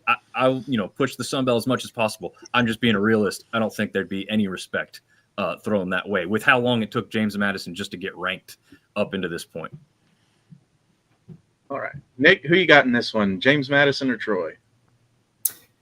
Yeah, I really respect the Sun Belt. I think JMU will win, but I'm rooting hardcore for Troy. But my pick's JMU, but it's a soft pick because I'm really rooting for Troy. Pop? Who did I pick? Troy. Troy. Todd? I'm going to go with JMU. And Dominic? I'm going to go with James Madison, but again, closer than people think. All right. And Casey? I'm going to go James Madison as well. I got a question for Dom. Yep. Go for it. Does it still stink when you drive past JMU? That was actually a Liberty reference, but Harrisonburg is a agricultural area and actually does stink. And Jacob, JMU or Troy? Yeah, I think it'll be JMU. I think I'll agree with Dominic here that it may be a little bit closer, but I think that it will be JMU. I hope it's Troy. I hope they win, and I hope that chaos happens. Boise State has a chance, which we'll probably talk about here in a moment. But yeah, I don't think there's any way JMU loses this game. All right. Speak of the devil, Mountain West Conference Championship is UNLV 10-2, 6-2 in conference. Boise State 8-4, 6-2 in conference. Albertson Stadium in Boise. Kind of interesting how this got here. It went to metrics because none of the top 4 had played each other. All of them each other went to the metrics. Boise State and UNLV came out on top. UNLV actually edged out Boise State. I think it was 45.5 to 45.75 or something like that. It was close. But Boise State gets the host because of the head-to-head. So that's how we got there.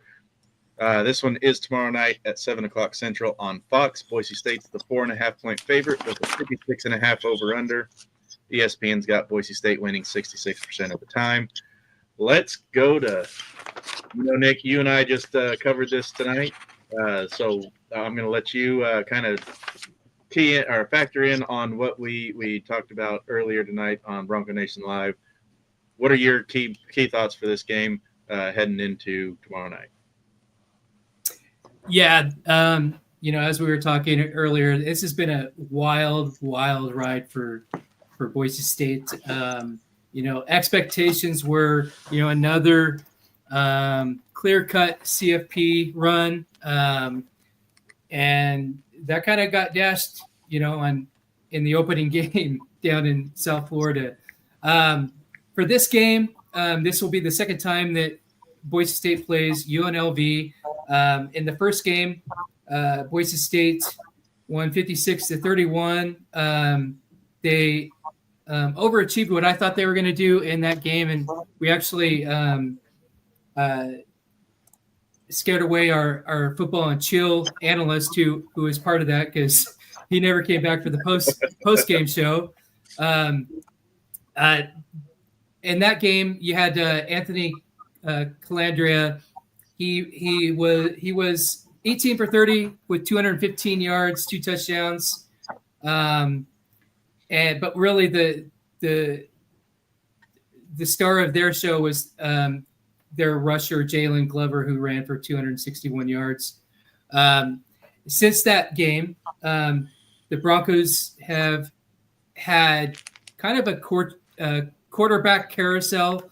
They lost their starting quarterback when Fresno State came to town, and then so they had the backup in for the last 3 games.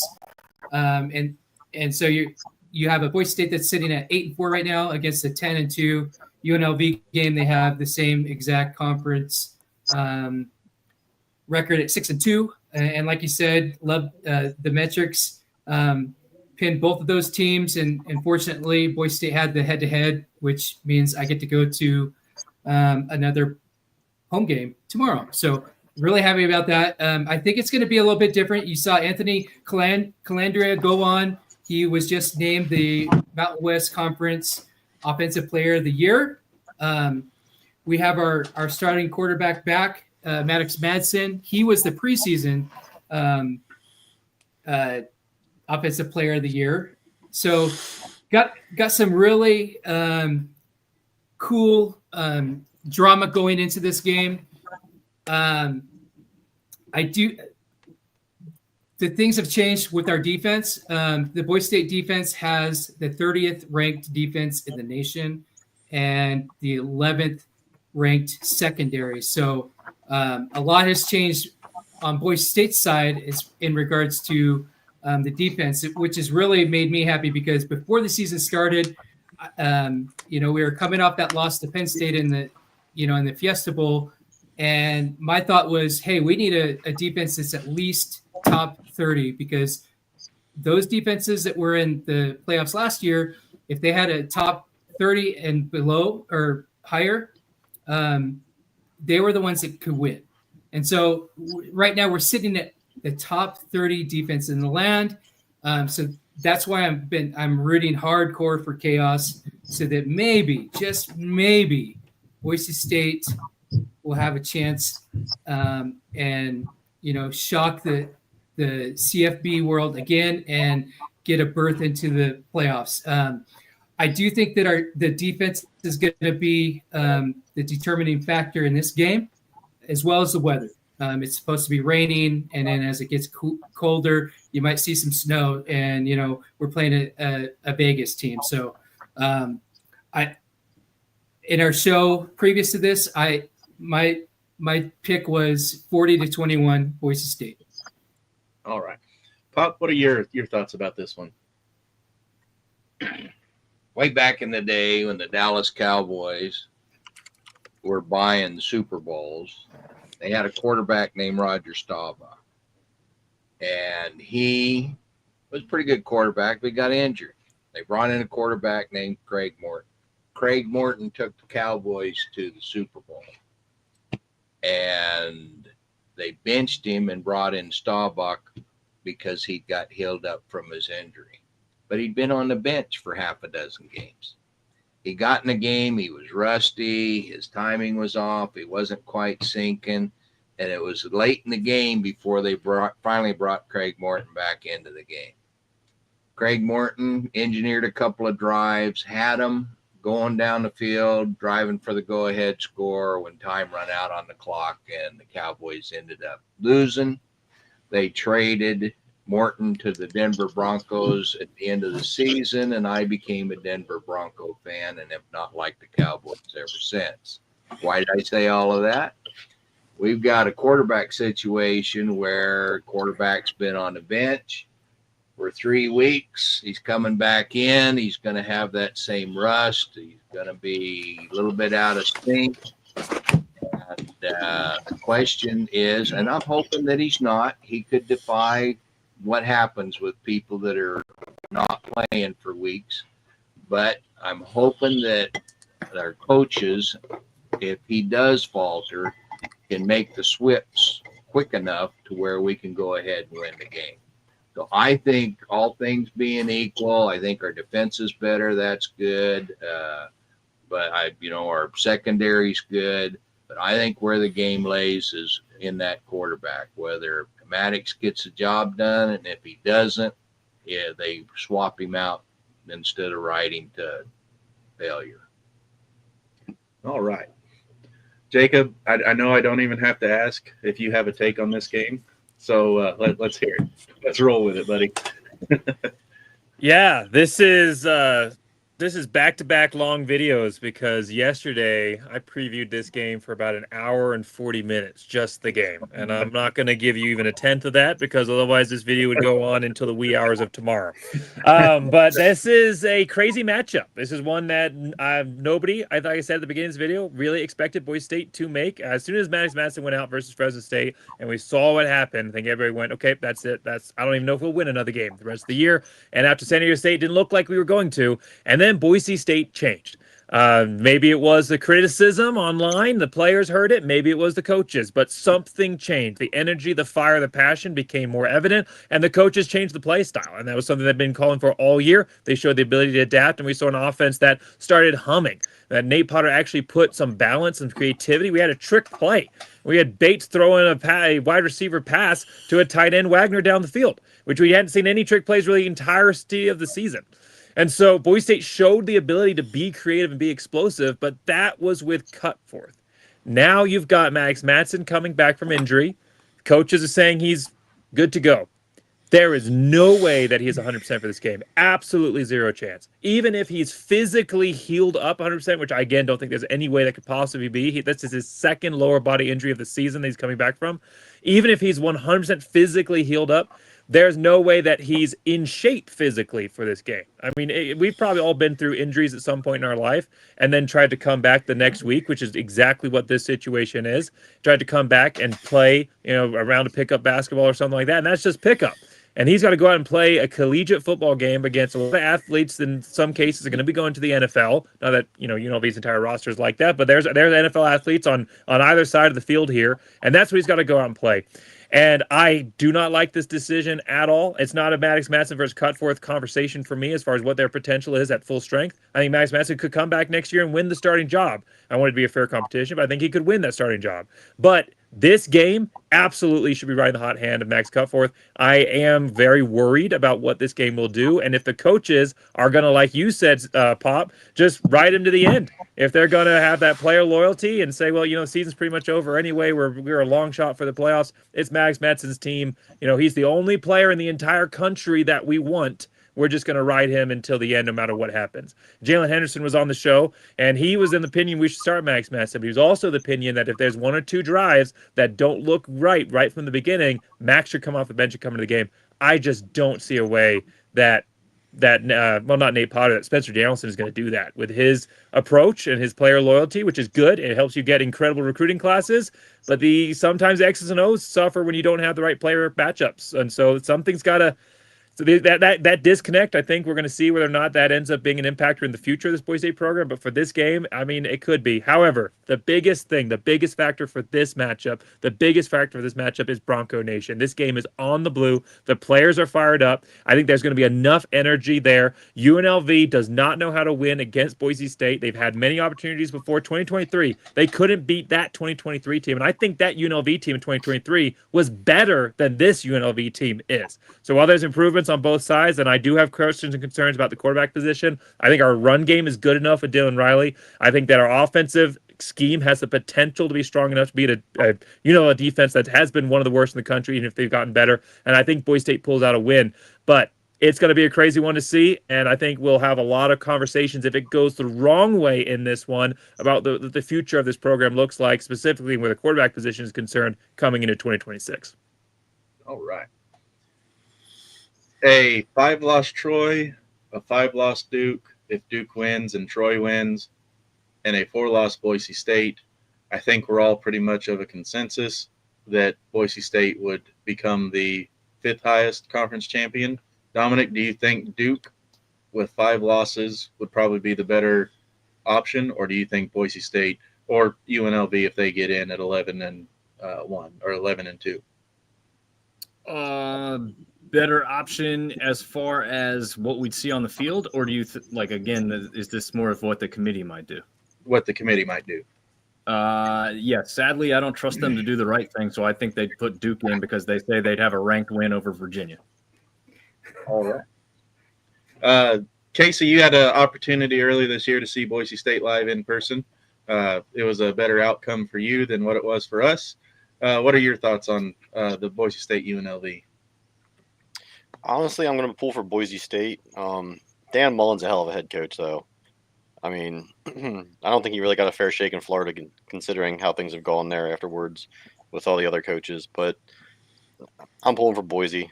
So they've definitely improved since the Notre Dame game. They played really sloppy in that game. I think both teams actually were pretty sloppy in that game, but I've definitely watched them. They've definitely improved as the year went on. All right. I'll go ahead and put you down for a Boise State then. Todd, give us your quick analysis and who your pick is. Well, I don't really know who's going to win this football game. But one team's colors are scarlet and gray, and the other teams aren't. And I'm going to go with the scarlet and gray against the group here and go with UNLV just because the color scheme is similar to mine, if not the same. So there you go. All but right. I agree with what I agree that I do not think I would start Madison's quarterback. I would go with the hot hand, in my opinion, and I agree he's going to be rusty. There's no way about it. I don't know what the temperature is supposed to be like in Boise on tomorrow night, but anybody that's had injuries know they're worse as it gets colder. And once he starts getting hit, it's going to be, he hasn't gotten hit in 3-4 weeks. So I just think it's probably a bad decision considering the other kid came off the bench last week. And I did watch that game last week against Utah State. And the other quarterback, I think he threw for 350 or somewhere in that range, something like that. He had a big game. 341. Yeah, okay.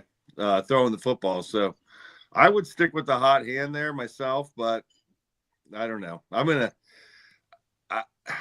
don't know that I'm going to root one team or the other here. I'll probably root for Boise for you guys, but I just think UNLV, Dan Mullen's going to have them ready to go. And UNLV was really impressive a couple weeks ago against Hawaii. All right. Nick, I know I don't even have to ask this, so I'll just go ahead and put you down for UNLV.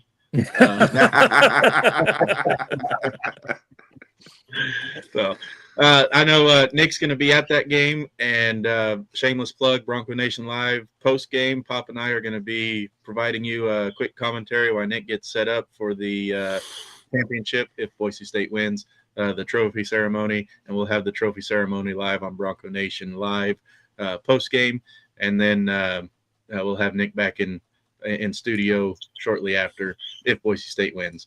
So. Nick, let's hear you say it just so the people don't think that there's any what's the word I'm looking for? Doubt. That's not the word I was looking for, but let's hear it, Nick. Yeah, there you go. Yeah, Jacob's right. Bronco Nation's going to be there. They're going to be loud. They're going to be the 12th man. If you're watching this and you're a Boise State fan, make sure you get there and let's get horse together. And then Yeah, Boise State. I'm sorry, did you say horse or something else that's not PG related? I said horse. Like, He didn't say Lane Kiffin. yeah, you can't make a hoe into a housewife.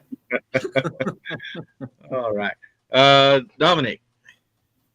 Yeah, I kind of agree with Todd. Like, don't know exactly who to take, right? We just said earlier a couple times now, I think, that it's hard to beat the same team twice, but you did beat them 56-31 the last time. I'm not stupid. There's a Bronco contingency on this show. I'm going with the Broncos, though. And another one that I don't even have to ask, Pop, I did skip over you, but let's. No, I'm Broncos all the way. Okay. All right. And then the last one, who's all going to team up on Todd here in just a minute. Jacob. Yeah, I'm glad we'll have our 12th man here instead of the white and black striped 12th man that Utah State had last week. Hopefully those guys don't make an appearance, but Boise State in this game winning 34 to UNLV's 21. All right. We're going to run through these last ones quick. We're not going to deep dive into them because they have zero effect on the CFP, but in the interest of being able to round out the Champ Week Pick'em, we're going to go through them. Conference USA sees Kennesaw State 9-3, 7-1 in conference, and Jacksonville State 8-4, 7-1 in conference. This one's at the Amherst Stadium in Jacksonville, Alabama. It's a home game for Jacksonville. Tomorrow night at 6 Central on CBS Sports Net. Kennesaw State's a 2.5-point favorite. The over-under 58.5, and ESPN gives the edge to Kennesaw 51.9%. So let's go through this here. Nick, who do you got in this one? Man, that's a toss-up, but I'll go with the home team. I'll go with Jacksonville State. And Pop. Yeah, JSU. All right. And Todd? I'm going Kennesaw State, man. I've watched them like 17 times in the last 2 years because they're always on Wednesday night or something. So I think this is one of the most improved teams over last year to this year, and I really like Kennesaw State in this football game, and I'm going to ride the back of them today or tomorrow, I guess. This is a rematch from the regular season matchup where back on November 15th where Jacksonville State won 35-26. So another one of those hard to win twice matchups. Dominic, Kennesaw or Jacksonville State? Yeah, like you said, hard to win twice, but Jacksonville State a perfect 5-0 at home, while Kennesaw struggles on the road just 3-3. For that reason, I'm sticking with JSU like the rest of you guys. All right, Casey? I'm going to go with Kennesaw State over Jacksonville. And Jacob? Well, man, I wasn't prepared to predict FCS champions, but I guess here we go. Conference USA, what a dumpster fire, disgrace to college football. But Kennesaw State, first year in the FBS, they're not that far outside of Atlanta. I mean, they're not like right outside, but they're not too far outside. They've actually done pretty good job in recruiting, and they're kind of in the hotbed there. I like them in their first year here, and JSU team didn't perform exactly as they thought they would. I think Kennesaw State wins this game. Maybe close, but yeah, Kennesaw State. Second year. Yeah. Second year in the FCS. Sorry. Second year. I was thinking about Delaware. But yes, second year. Yeah. First year was not good. 4 wins on that, but yeah, second year. No. Not good at all last year. Maction, I tried so hard to get some Maction fans on here, but they're not in the just because they're so fun. I mean, they think the MAC is the SEC with the football and how competitive it is, and they're not wrong as far as the competitive nature amongst themselves, but they're no SEC. We got Miami, Ohio 7-5, 6-2 in conference, and Western Michigan 8-4, 7-1 in conference. This is another rematch game. Miami beat Western Michigan 26-17 back in October on the 25th of October. Western Michigan's a 2.5-point favorite. This one's being played at Ford Field in Detroit, Michigan. The over-under is 43.5. ESPN's got Western Michigan slightly ahead at 51%. All right. Nick. Yeah, we've done some preseason shows, I believe, and I've always liked Western Michigan. I'm a huge PJ Fleck fan, and that's where he came from. When I was in the oil fields, they're always on the radio. So I got kind of a heart string for them. I think they're blue collar like my team. So I'm going with Western Michigan, and they're the Broncos. Pop. Miami, Ohio.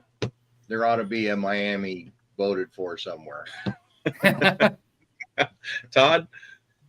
Well, I'm surely not taking a Michigan team against an Ohio team, so we're going to go with the the Red Hawks, as my mom went to that school when it was the Redskins, not the Red Hawks. But the problem with Miami is, man, they've been good and they've been terrible sometimes, and I'm hoping the good shows up tomorrow. But Western Michigan is a very solid football team in the MAC, so they probably will win the game, but I will be taking the Red Hawks in the cradle of coaches in the Miami of Ohio to win this football game. All right. I mean, they already beat them once this year, so we'll see. Gave them their only conference loss. Dominic. Yeah, I'll go backwards from my last pick and say that the it's hard to beat the same team twice is going to be true in this one. So I think Western Michigan pulls that back out and wins in their de facto home game there in Detroit, Michigan. All right. And Casey? I'm going to go with Western Michigan as well. I would like to see Miami of Ohio win just because they're head coach, but I think Western Michigan will pull it out. And Jacob? I want to see a flight tracker of how many people have ended up in Miami, Ohio, and did not intend to be there. And having survived 2 years in the state of Ohio, I can't bring myself to root for an Ohio-based team, and so I got to root for the Broncos, Western Michigan. All right. Does anybody want to change their championship picks before we finalize this graph? Speak now or forever hold your peace. Let's switch mine to Troy. Oh, Troy. There you are. All right. Anybody else? Going once, going twice. Sold. All right. Let's put this up on the screen and see how everybody feels.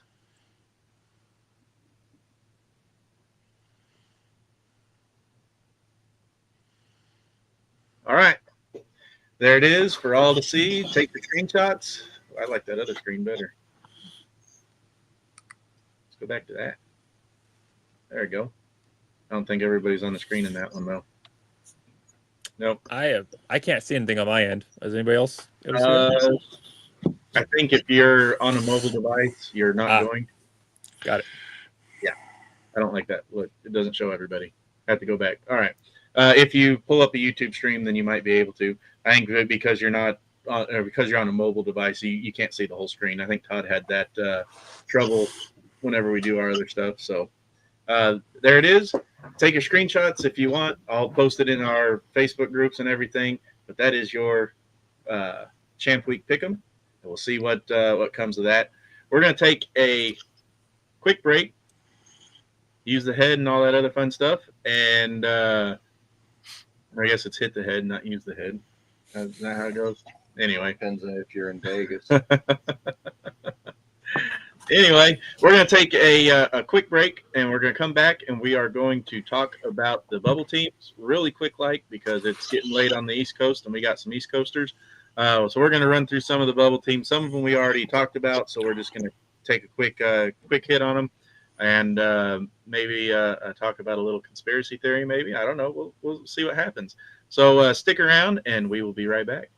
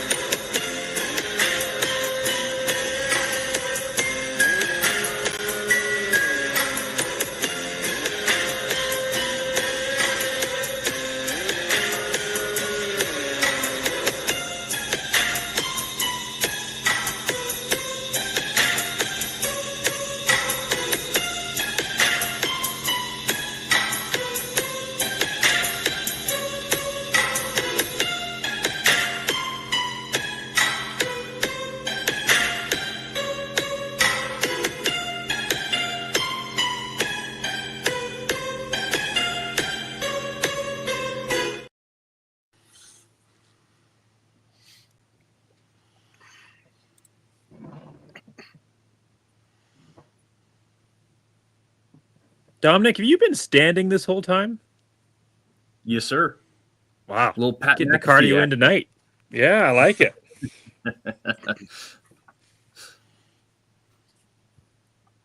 Oh, you're muted, Sam.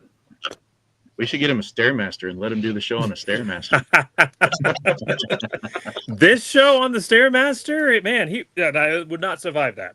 He would have calves the size of red oaks. All right. So segment 1 went about as long as what I thought the entire show was going to be. It's great having everybody on. Pop did have to call it a night, though. He's old, and I respect him for getting in 2 hours. So, but we're going to continue on in truck. If you guys are out there and have any comments or questions or anything you want us to cover, go ahead and leave us a comment, and we'll see what we can get to. We did have some comments earlier, some Go Trojans and stuff like that, and I apologize for not getting them up. They did not fit the current flow of the show, but I'll go through them quick now. Warren Barrow, Boron. He's one of your guys, Dominic. Yep. Did I say that right? Yep. Yep. He says go Trojans. I completely spaced it whenever we were in the Trojan stuff. I'm sorry about that. We did talk about Diego Pavia. I don't know why Nikki Williamson trans said poop, but there it is. There you go, Nikki. I'm true to my word. I put him up. Let's see. Smiles said, no ND fan, and my family is really obnoxious about Vandy, or friend is really obnoxious about Vandy, and he talks about how Pavia is going to win Heisman. We'll see. He doesn't really have a lot of football left to play, so his case has been stated as much as it's going to be stated. All right. Pleasantries out of the way. Let's talk some the rest of the field. Who's a lock? You've got Oregon is 11-1. Their lone loss is to Indiana. They're a lock. I think we can all agree. Ole Miss is 11-1. Their lone loss is to Georgia. Let's talk about Ole Miss. A few years ago, you had Florida State lose their quarterback in the final game of the year, and then they were left out because a key piece of what made them Florida State was no longer available, and they did not give – or I guess it wasn't the final game of the year because the backup came in and won the championship. Should Ole Miss, losing their coach and all the turmoil surrounding that program, should they have received the Florida State treatment? Jacob, I'm going to go with you first because I think you brought it up earlier. Well, I don't actually think that's the true Florida State treatment. I think the Florida State treatment was 2023 was the same situation that Liberty was going through. The Florida State treatment was they are in the ACC, and the playoff was looking for a reason to leave them out because they're in the ACC. They were not a worthy team, even though they were undefeated. They hadn't played anybody. They tried to schedule out of conference, but that year they're tough. I think it was Texas, if I remember correctly, was not very good that time. And so they trumpeted, the ACC trumpeted that they had the most, wins against ACC of any team, but they had beaten all the bottom dwellers of the ACC. So the reason that Florida State got left out is the committee found an excuse to do what they wanted to do anyway, which was leave them out because they played in a weak conference. If they'd had a strong record, they'd have gotten the Ohio State treatment, the 2014 Ohio State treatment, where they lose their quarterback, but they are still in because, the backup comes in and wins their championship. But they were in a weak conference. Additionally, it's a little bit different. Even if you buy it that it's the Florida State treatment is they were out because of their quarterback. Their quarterback was their entire team. The backup, yes, came in and won a championship in a weak ACC. Barely. It was a defensive win. He barely won. He looked terrible. Barely won that game, and they got in. Ole Miss is not Lane Kiffin. They were when he got there. They weren't really very much before that. They had done some good stuff under Hugh Freeze, and then Lane Kiffin took them over after kind of a downtime after Hugh Freeze got fired for all of his stuff, and then he restored that program and brought them up. But Ole Miss is more than Lane Kiffin. All the key players are there. None of them are opting out of this playoff game like ESPN said they thought they would. They're all there. The offensive coordinator is coming back to coach. The defensive coordinator is there. there. The only piece that's missing is Juice Kiffin, and I think Lane is gone too. So, the situation right now is this is the entire Ole Miss program. I don't think they deserve any kind of, if you're considering it Florida State treatment. I think that they are going to probably be as successful as they would have been. The only obvious case, of course, is the distraction of Lane being gone. But if you listen to some of the players' Instagrams and what they get posted onto Twitter, seems like they might actually be a little bit of a happier program now that he's not there. So it's a little bit of a different situation. I don't think it's anywhere close to the Florida State case. I think Ole Miss definitely deserves it and will probably perform as well, if not better, than they did when Ed Orgeron 2.0 is no longer coaching there. Let's go, Casey. Do you think that the reason why everybody's seems like they're happier, do you think there was a big concerted effort to try and make it seem like the program is better off without Lane there, so that they don't have that overshadow, we lost our head coach, and so we shouldn't be in the playoffs, that the Florida State experience whenever they lost their quarterback. Granted, Jacob did give great valid points about that, but do you think there's a concerted effort to make it seem like the program is still running smoother, if not higher, just so they're not in that conversation of being left out? I mean, I understand the Lane Kiffin hate for the way things went down, but Pete freaking Golding is your new head coach, and you don't drop. You're talking about the defensive coordinator that Saban pushed out and Kiffin hired away from Alabama so Saban could upgrade defensive coordinator, is the new head coach, and they're still supposed to be. Now, granted, the players deserve this. They played all year. You don't drop them out of the playoff. But to say that they don't deserve to drop like one spot or two spots, they moved up. I think Texas and A&M probably should have been above them, but there definitely is going to be the media talk about it. But let's be real about this. The season's over. They're not in the SEC championship game. They deserve to be in the playoff, regardless. I mean, Florida State is a whole other matter because once their quarterback went down, they had nobody with any kind of experience or talent to fill in, and then other players opted out, and they just got destroyed by Georgia. It's a completely different scenario in this situation. Todd, let's do a quick hypothetical here before we move on.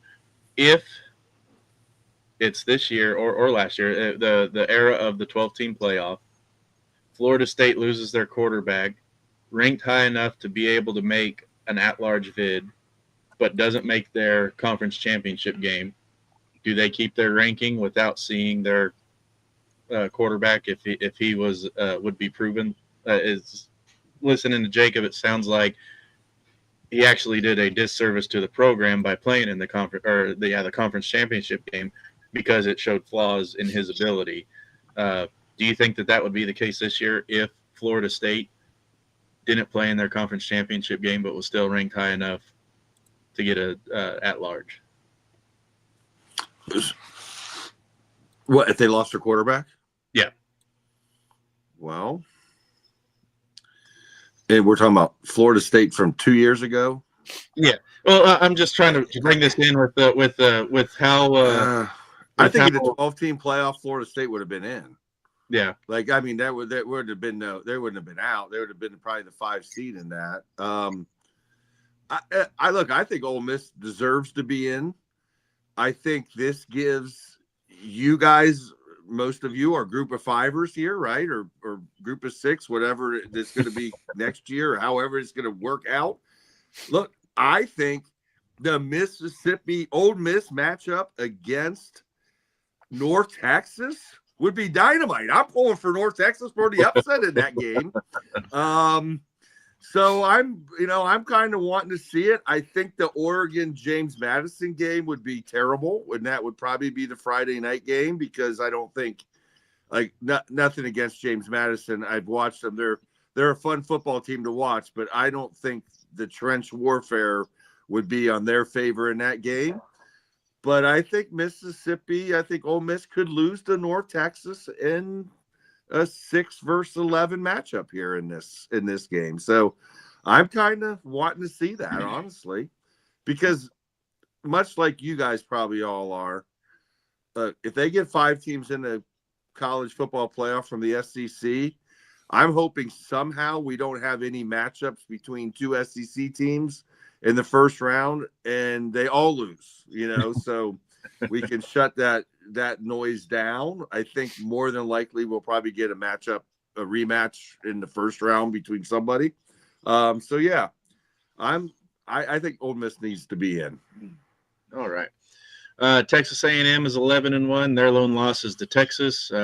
Texas, some people consider them on the bubble, think they should be in because they beat A&M, but they lost to Florida. We talked about that earlier. Don't lose to Florida, and you're right up there in the conference championship talks even. Instead, you're sitting on the bubble outside looking in. Texas A&M, a firm lock.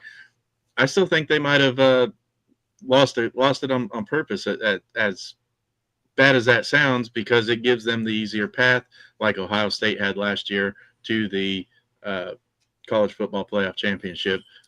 Wait, hold on 1 second here. How did Ohio State have the easiest path to the college football playoff last year? They literally played the number 1 team in the country in the second round. Yeah, but they'd already played them. It's hard to beat the same team twice. Yeah, it's hard to. Right. Yeah. So Oregon, it's hard to beat the same team twice, and they lost to Ohio State the second time. Ohio State avoided the bye week trap. They were able to get hot and then weren't rusty coming in. That is true. Yeah. That case, but the bye week trap doesn't really math out too well because Ohio State didn't play in the championship game last year, so they still had 3 weeks of downtime before they played that first round. The guys that played in the championship game had the bye week, and they had literally 3 weeks I think they had 3 weeks and 2 days of bye weeks. So the bye week jinx was a bunch of bullshit because every team basically had the same, except the ones that played in the conference championship and then 2 weeks later played again. Does that make sense? As a difference, though, when you come off your bye week and are playing at home versus you come off a bye week and have to go on the road. That's a big, big factor. No, but everybody was playing on a neutral site in the second round. In the second round, yeah, but Ohio State got their first game under their belt in the playoffs at home. Yes, bye week, but also it's Ohio State. It doesn't impact the top teams as much when they have all this depth anyway. So, but every team that had a bye week on a neutral site lost. Track last year. Who had the easiest track? Penn State did.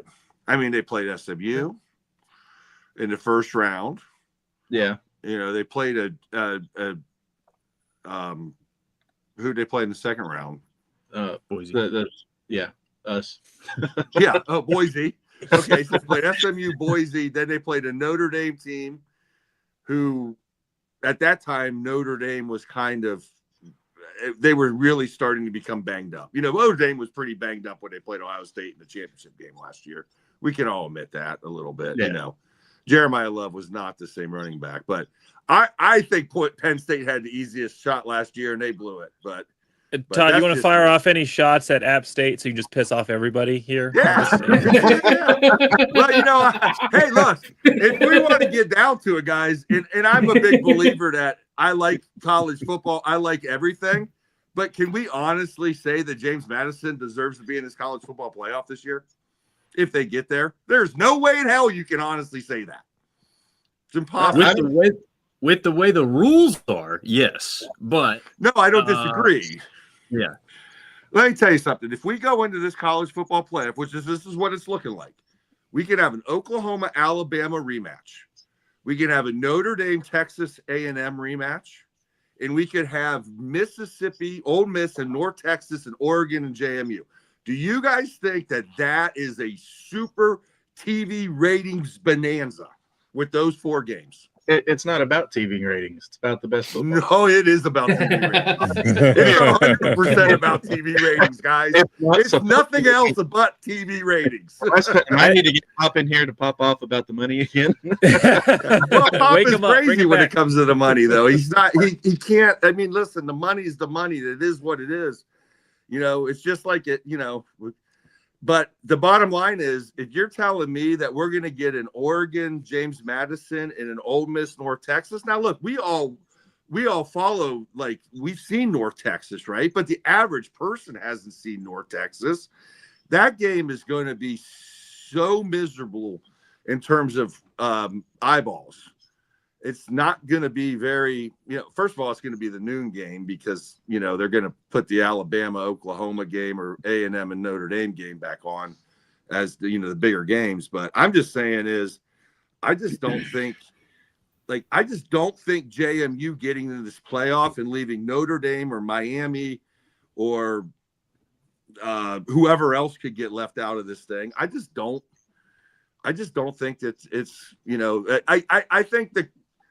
I think at the end of the day, the automatic bids are going to go away. I think that's the one thing we're going to get out of this. There won't be any more automatic bids. It'll be bad for the G5 schools unless a team like Boise would be the only team, I think, consistently that could make a run to the playoffs.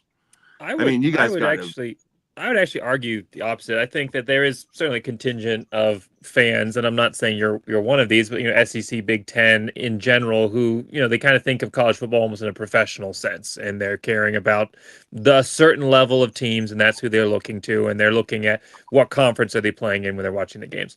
But I think there's a wider margin of college football fans that they like to see the underdog story. I think the thing that hurts when you have these New Year's Six matchups, the TV networks say, "Oh, this is a group of 5." They're not going to get the bigger draw, and they put them in a worse time slot. They put them on Friday, or they put them in a game that overlaps with another New Year's Six game, or they put them in a game that's now the NFL playoffs are starting earlier. Now they're competing with an NFL playoff slot. That is the biggest thing that hurts these matchups. Is the TV market's perspectives of the matchup, and then they have a self-fulfilling prophecy. In general, when you look at statistically, when you have group of 5 teams versus the Power 4 in an upset potential type game like a playoff, in similar TV matchups, in similar time slots, in similar prime network time games, you actually see similar ratings because people love an underdog story and they love the chance. Now, if it's getting blown out, then nobody's going to watch a blowout anyway. Barely anybody watched that Florida State Georgia game in 2023. But if there's a chance for a blowout, people love an underdog story. They love an upset, and they love it when the little dog gets a punch in. And you talk about Ole Miss versus North Texas, you'll have all the people that are watching Ole Miss because they want to see Ole Miss do well without Lane, and you have all the LSU fans and everybody else that's watching because they want Ole Miss to get beat by the underdog and see how hilarious that would be to prove it was Lane Kiffin all along. So I actually disagree completely with that perspective. I think you're right that it ends up being that way, but not because of the matchups, only because of the TV executives. That may be true, but the ratings don't show that. The ratings don't give you that impression. Like the average college football fan is like, no one thinks that JMU is going to beat Oregon. They're just not going to turn the TVs on. No one thought that Boise State was going to beat Oklahoma either. And remember, most people that saw that game on a highlight reel the next morning, not the time that it happened, because for us on the East Coast, that game was on. That play happened at like 11:30 at night.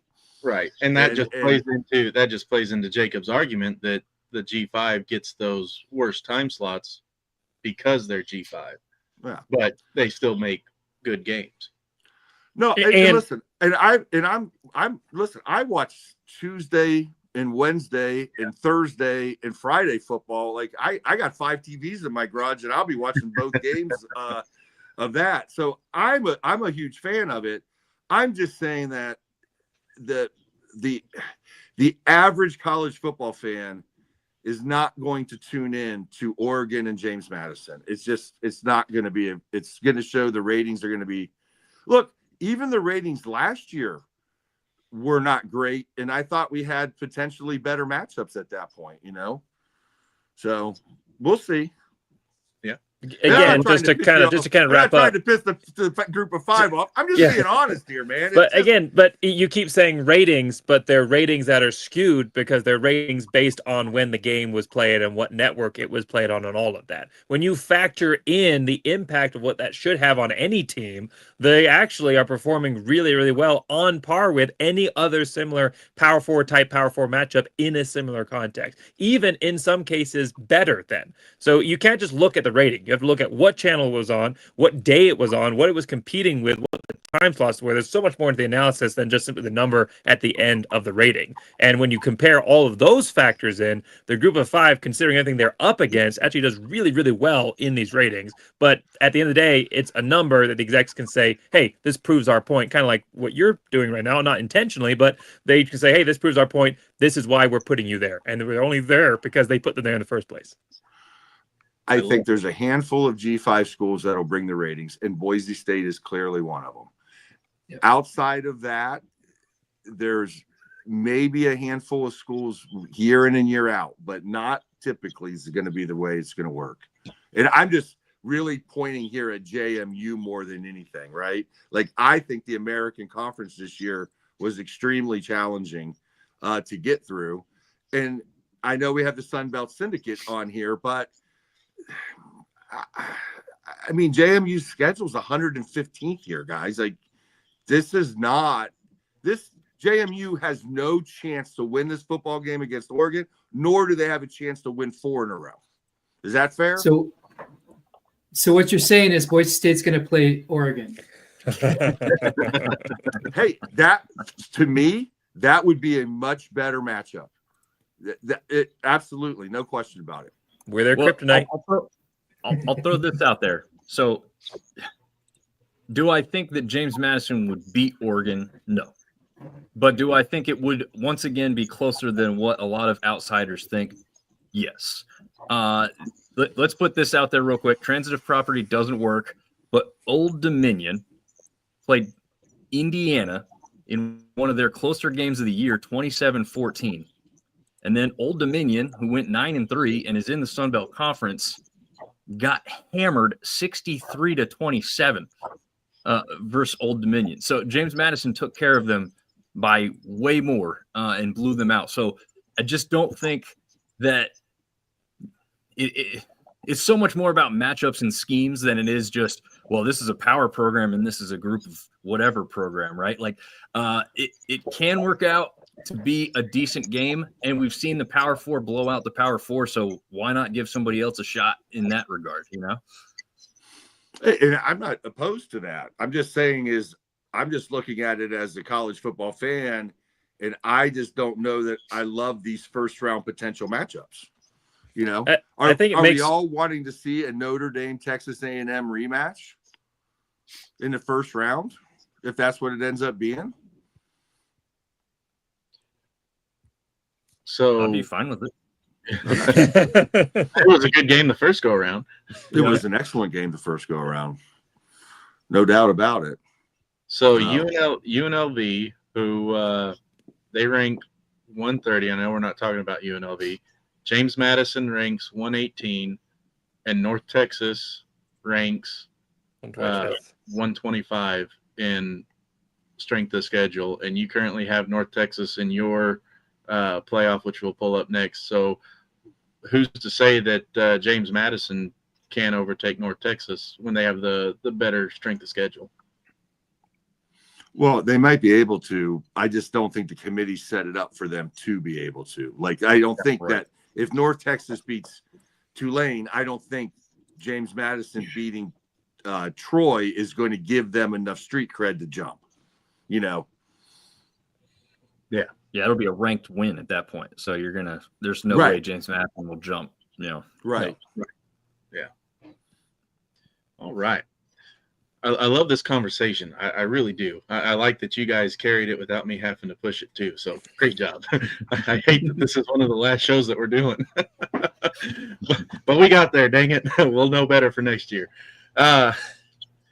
So Alabama, how bad do they have to lose in the conference championship game to get knocked out of the playoffs? Nick?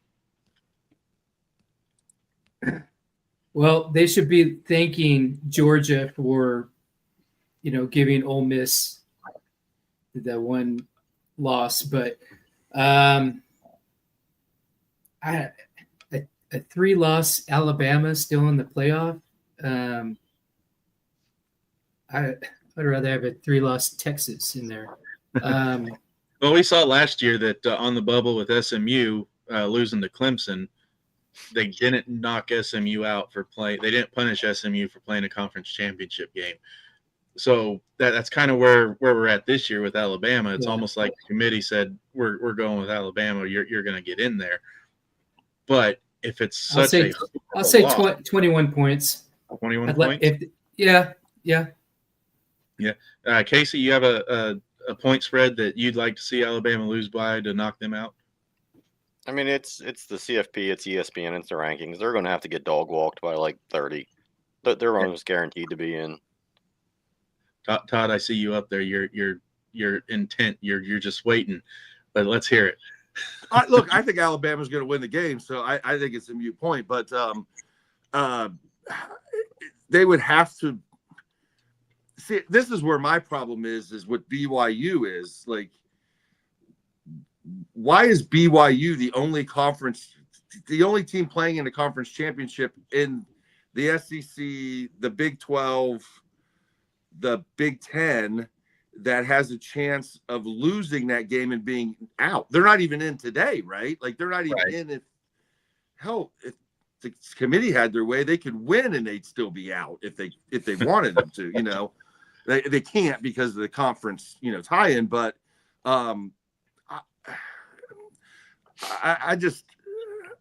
I think if Alabama loses at all, they should be out, in my personal opinion, because of Notre Dame, BYU, and Miami.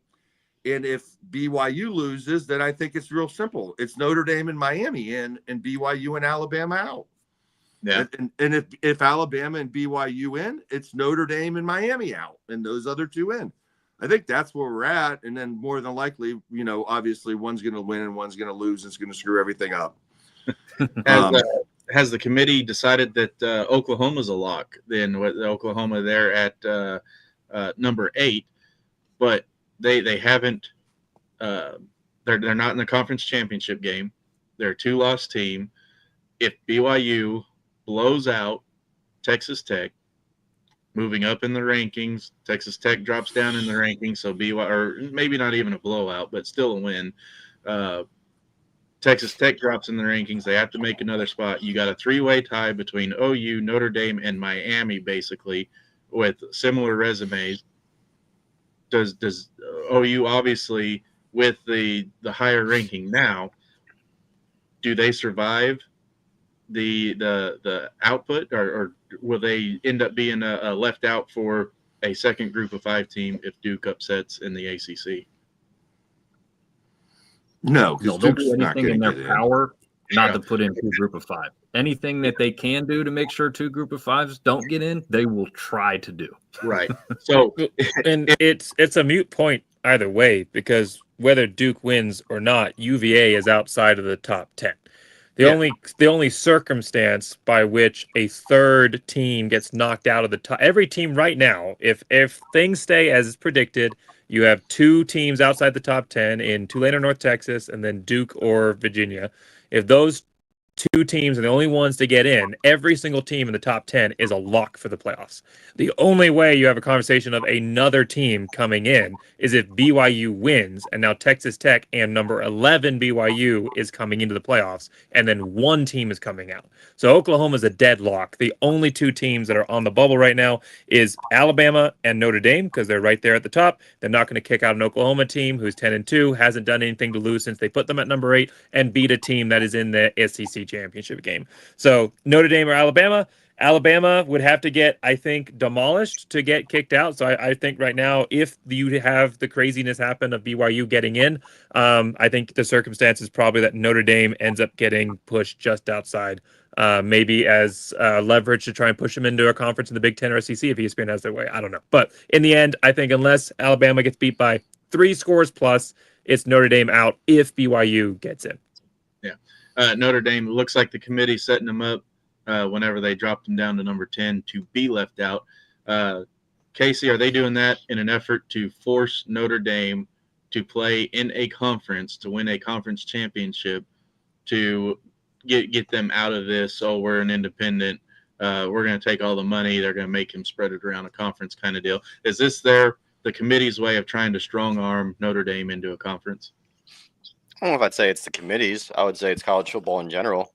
I mean, if you sit there and you look at the teams that make the money, you got Ohio State, you've got Georgia, Texas, Alabama, Oklahoma. It almost makes zero sense for those teams to be in conferences if you're talking money. I mean, Texas actually is like the top money earning team in all of college sports across the board. They had their own, network until they joined the SEC. Now it's they're just part of the SEC network. But Very successful network that. Notre Dame does deserve to be where they're at. They lost to Miami and they lost to Texas A&M. But both of those losses are inside of the top 12. They are the CFP, I think, wants Notre Dame in for the money-making aspect of it. But the way things have shaken out, it's kind of hard to justify them being in. But when I sit there and I look at Notre Dame, I look at BYU, I look at Miami, and even if you want to include Texas into this, or hell, even if you want Vanderbilt in this, Vanderbilt, if they're any other team name, they are 12th. Miami lost to 2 unranked teams. So, yes, they beat Notre Dame head-to-head. Louisville was ranked when they lost to Louisville. Okay, but if we're going off that metric, Notre Dame has more wins against the top 25 if you go against when they play them. Who? Who Pitt did was they ranked. beat in the top 25? Navy was Tell ranked me Notre 25 Dame's when they wins in played. the top 25. Currently, USC. But if you go back to when they played, Navy was ranked 25. Pitt was ranked. They had multiple teams that are no longer ranked, but they had ranked wins at the time. Right. So Notre Dame's schedule. But so did Miami. Yes, but Miami lost to Louisville. They can't even win their own conference. So do I deny that they're talented? No, absolutely. When they played Notre Dame, they're a great team. They're a dangerous team. But they did not take care of business for the head-to-head to even matter currently. Notre Dame lost to Texas A&M and Miami by a combined 4 points. Miami lost to teams that aren't even in the discussion for the ACC title game. It's the same thing Texas is being penalized for losing to Florida. Texas A&M also played the weakest SEC schedule of all SEC teams. I'm not arguing that. They barely beat Arkansas. Now hold on. The SEC argument, you can't say that you have the deepest conference from head to bottom and then say that you have the weakest schedule of any SEC team. You can't have it both ways. Well, there's no SEC fans in here, so we're okay with that. But my point is like we're giving Texas A&M all this credit, and if you look at the cut line, Texas A&M didn't play anybody in the top half of the SEC until the very last football game. They lost that game.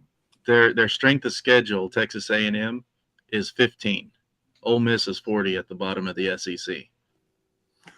Yeah, that's because the strength of schedule is bullshit. Because if you look at Texas A&M's teams that they played, they did not play a single team in the top half of the conference until the last game. Yeah.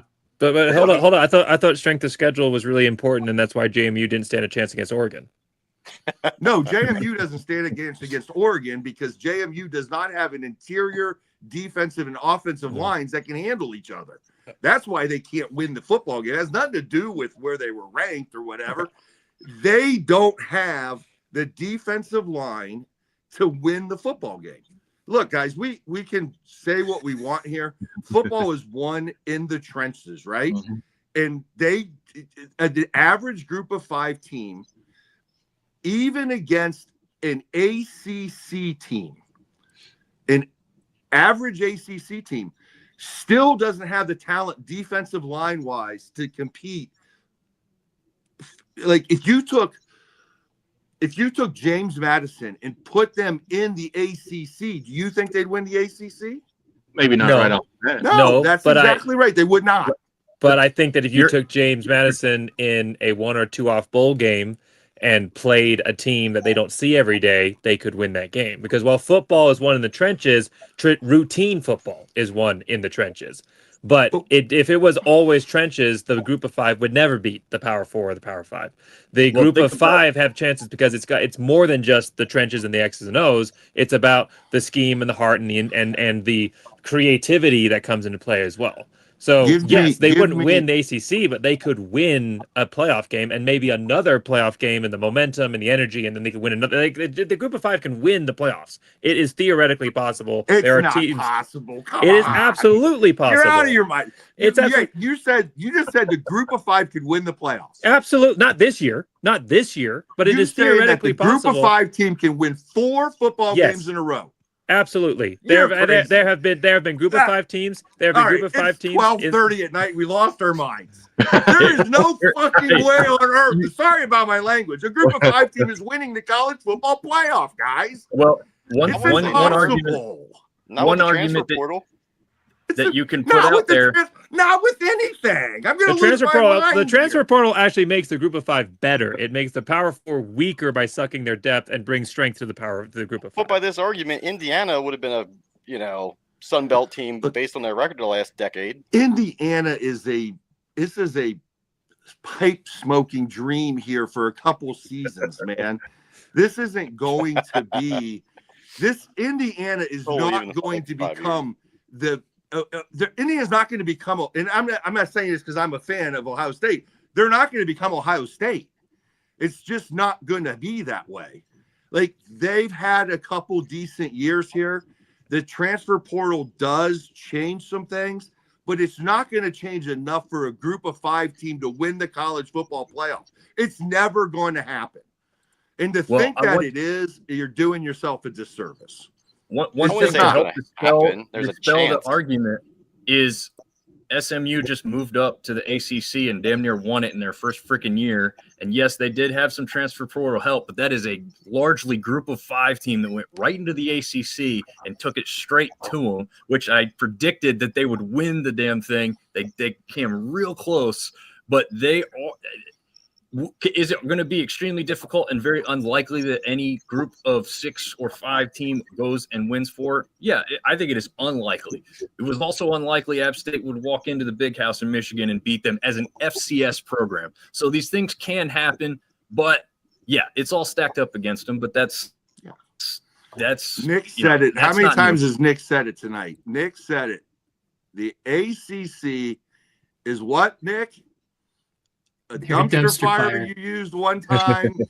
I want to think of the next adjective you used the next time, but the bottom line is you said it like 4 times tonight, right? And and I'm not 100% agreeing with that across the board. I think there's some decent teams in the ACC that can.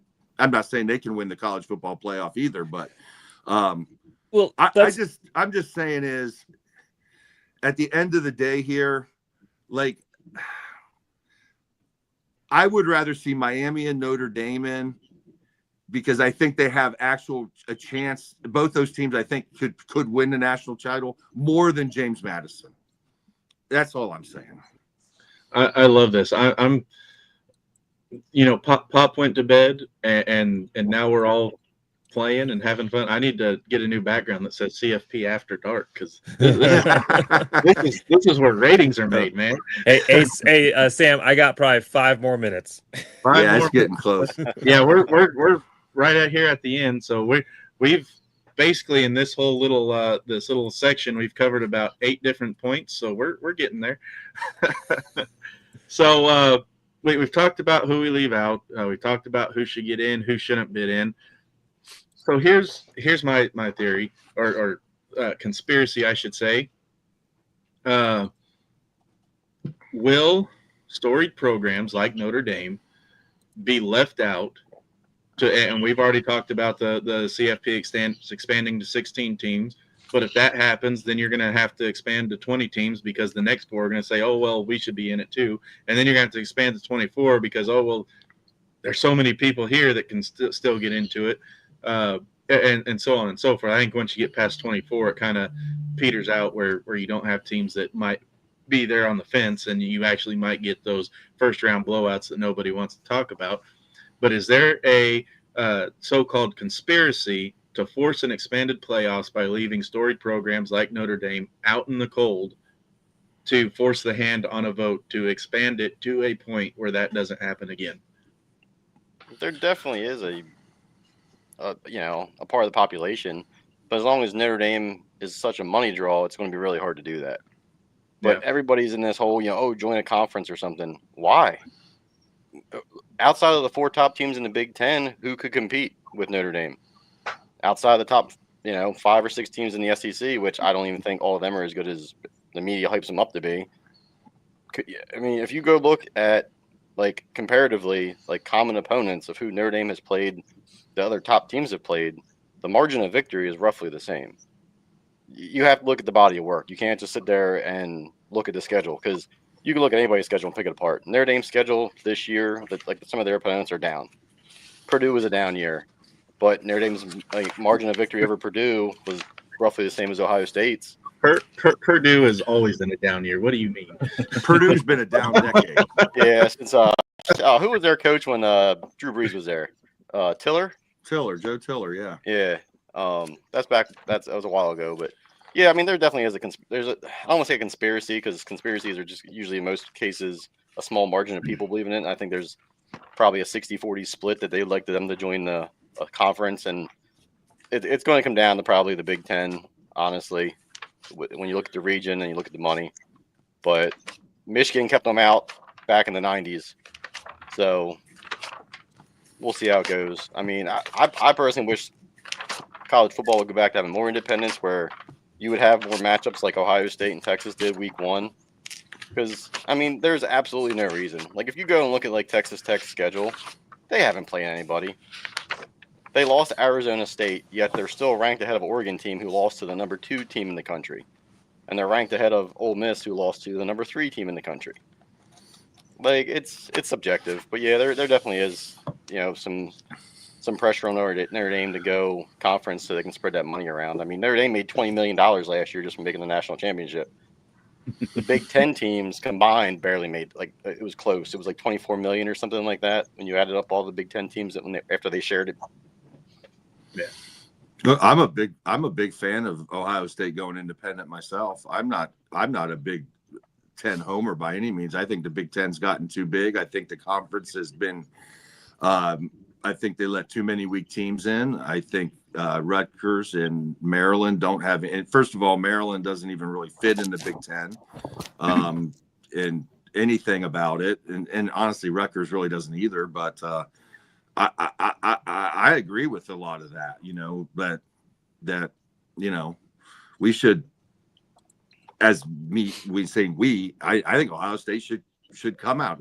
I actually want Ohio State to go to the SEC, because I want to shut them up with their they would fit in academically. I mean, absolutely.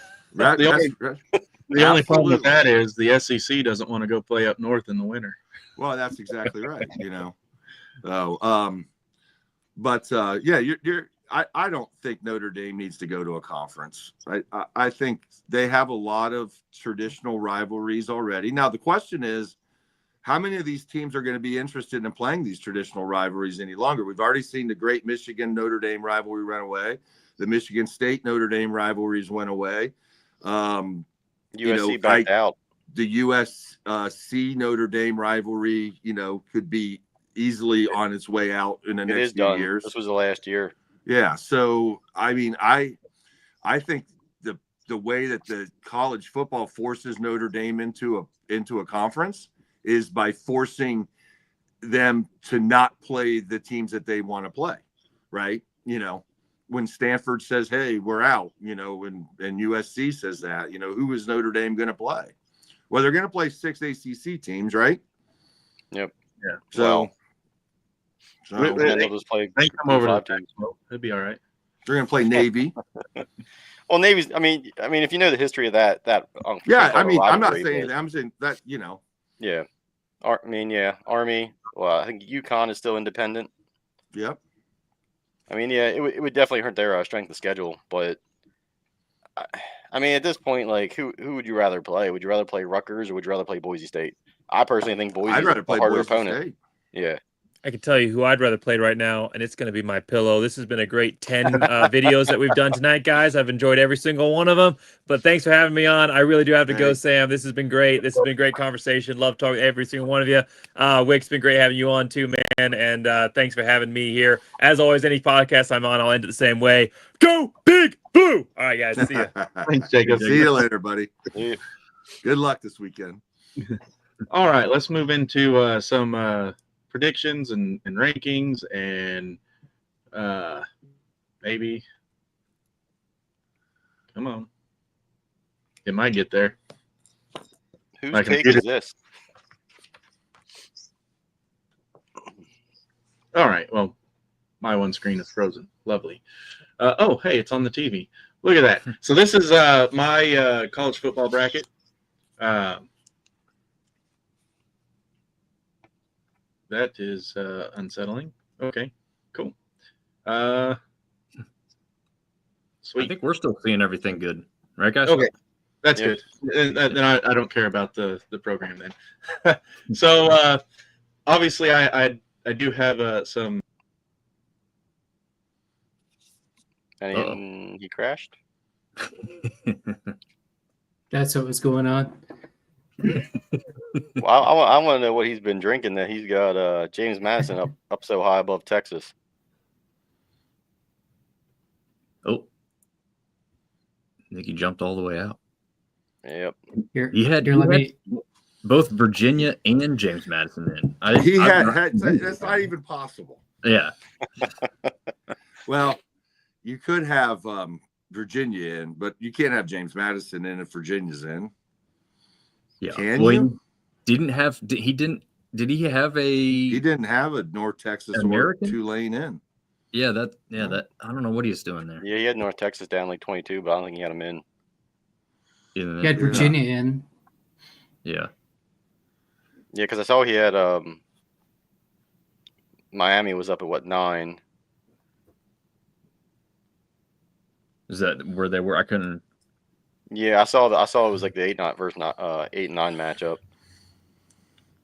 I mean, this year's been good for college football in terms of getting people to talk about who should be in, who should be out. I kind of root for the Big 12 because they're probably the odd man out with the best football programs. But they just, other than Texas Tech, there's just no way in that conference that even has a remotely decent school. Hey. Utah, maybe. I don't know. Where's your bracket at? We want to see your bracket again. Yeah, whenever it kicked me out, it kicked all my stuff out. So let me Uh, get that. I have no clue what happened.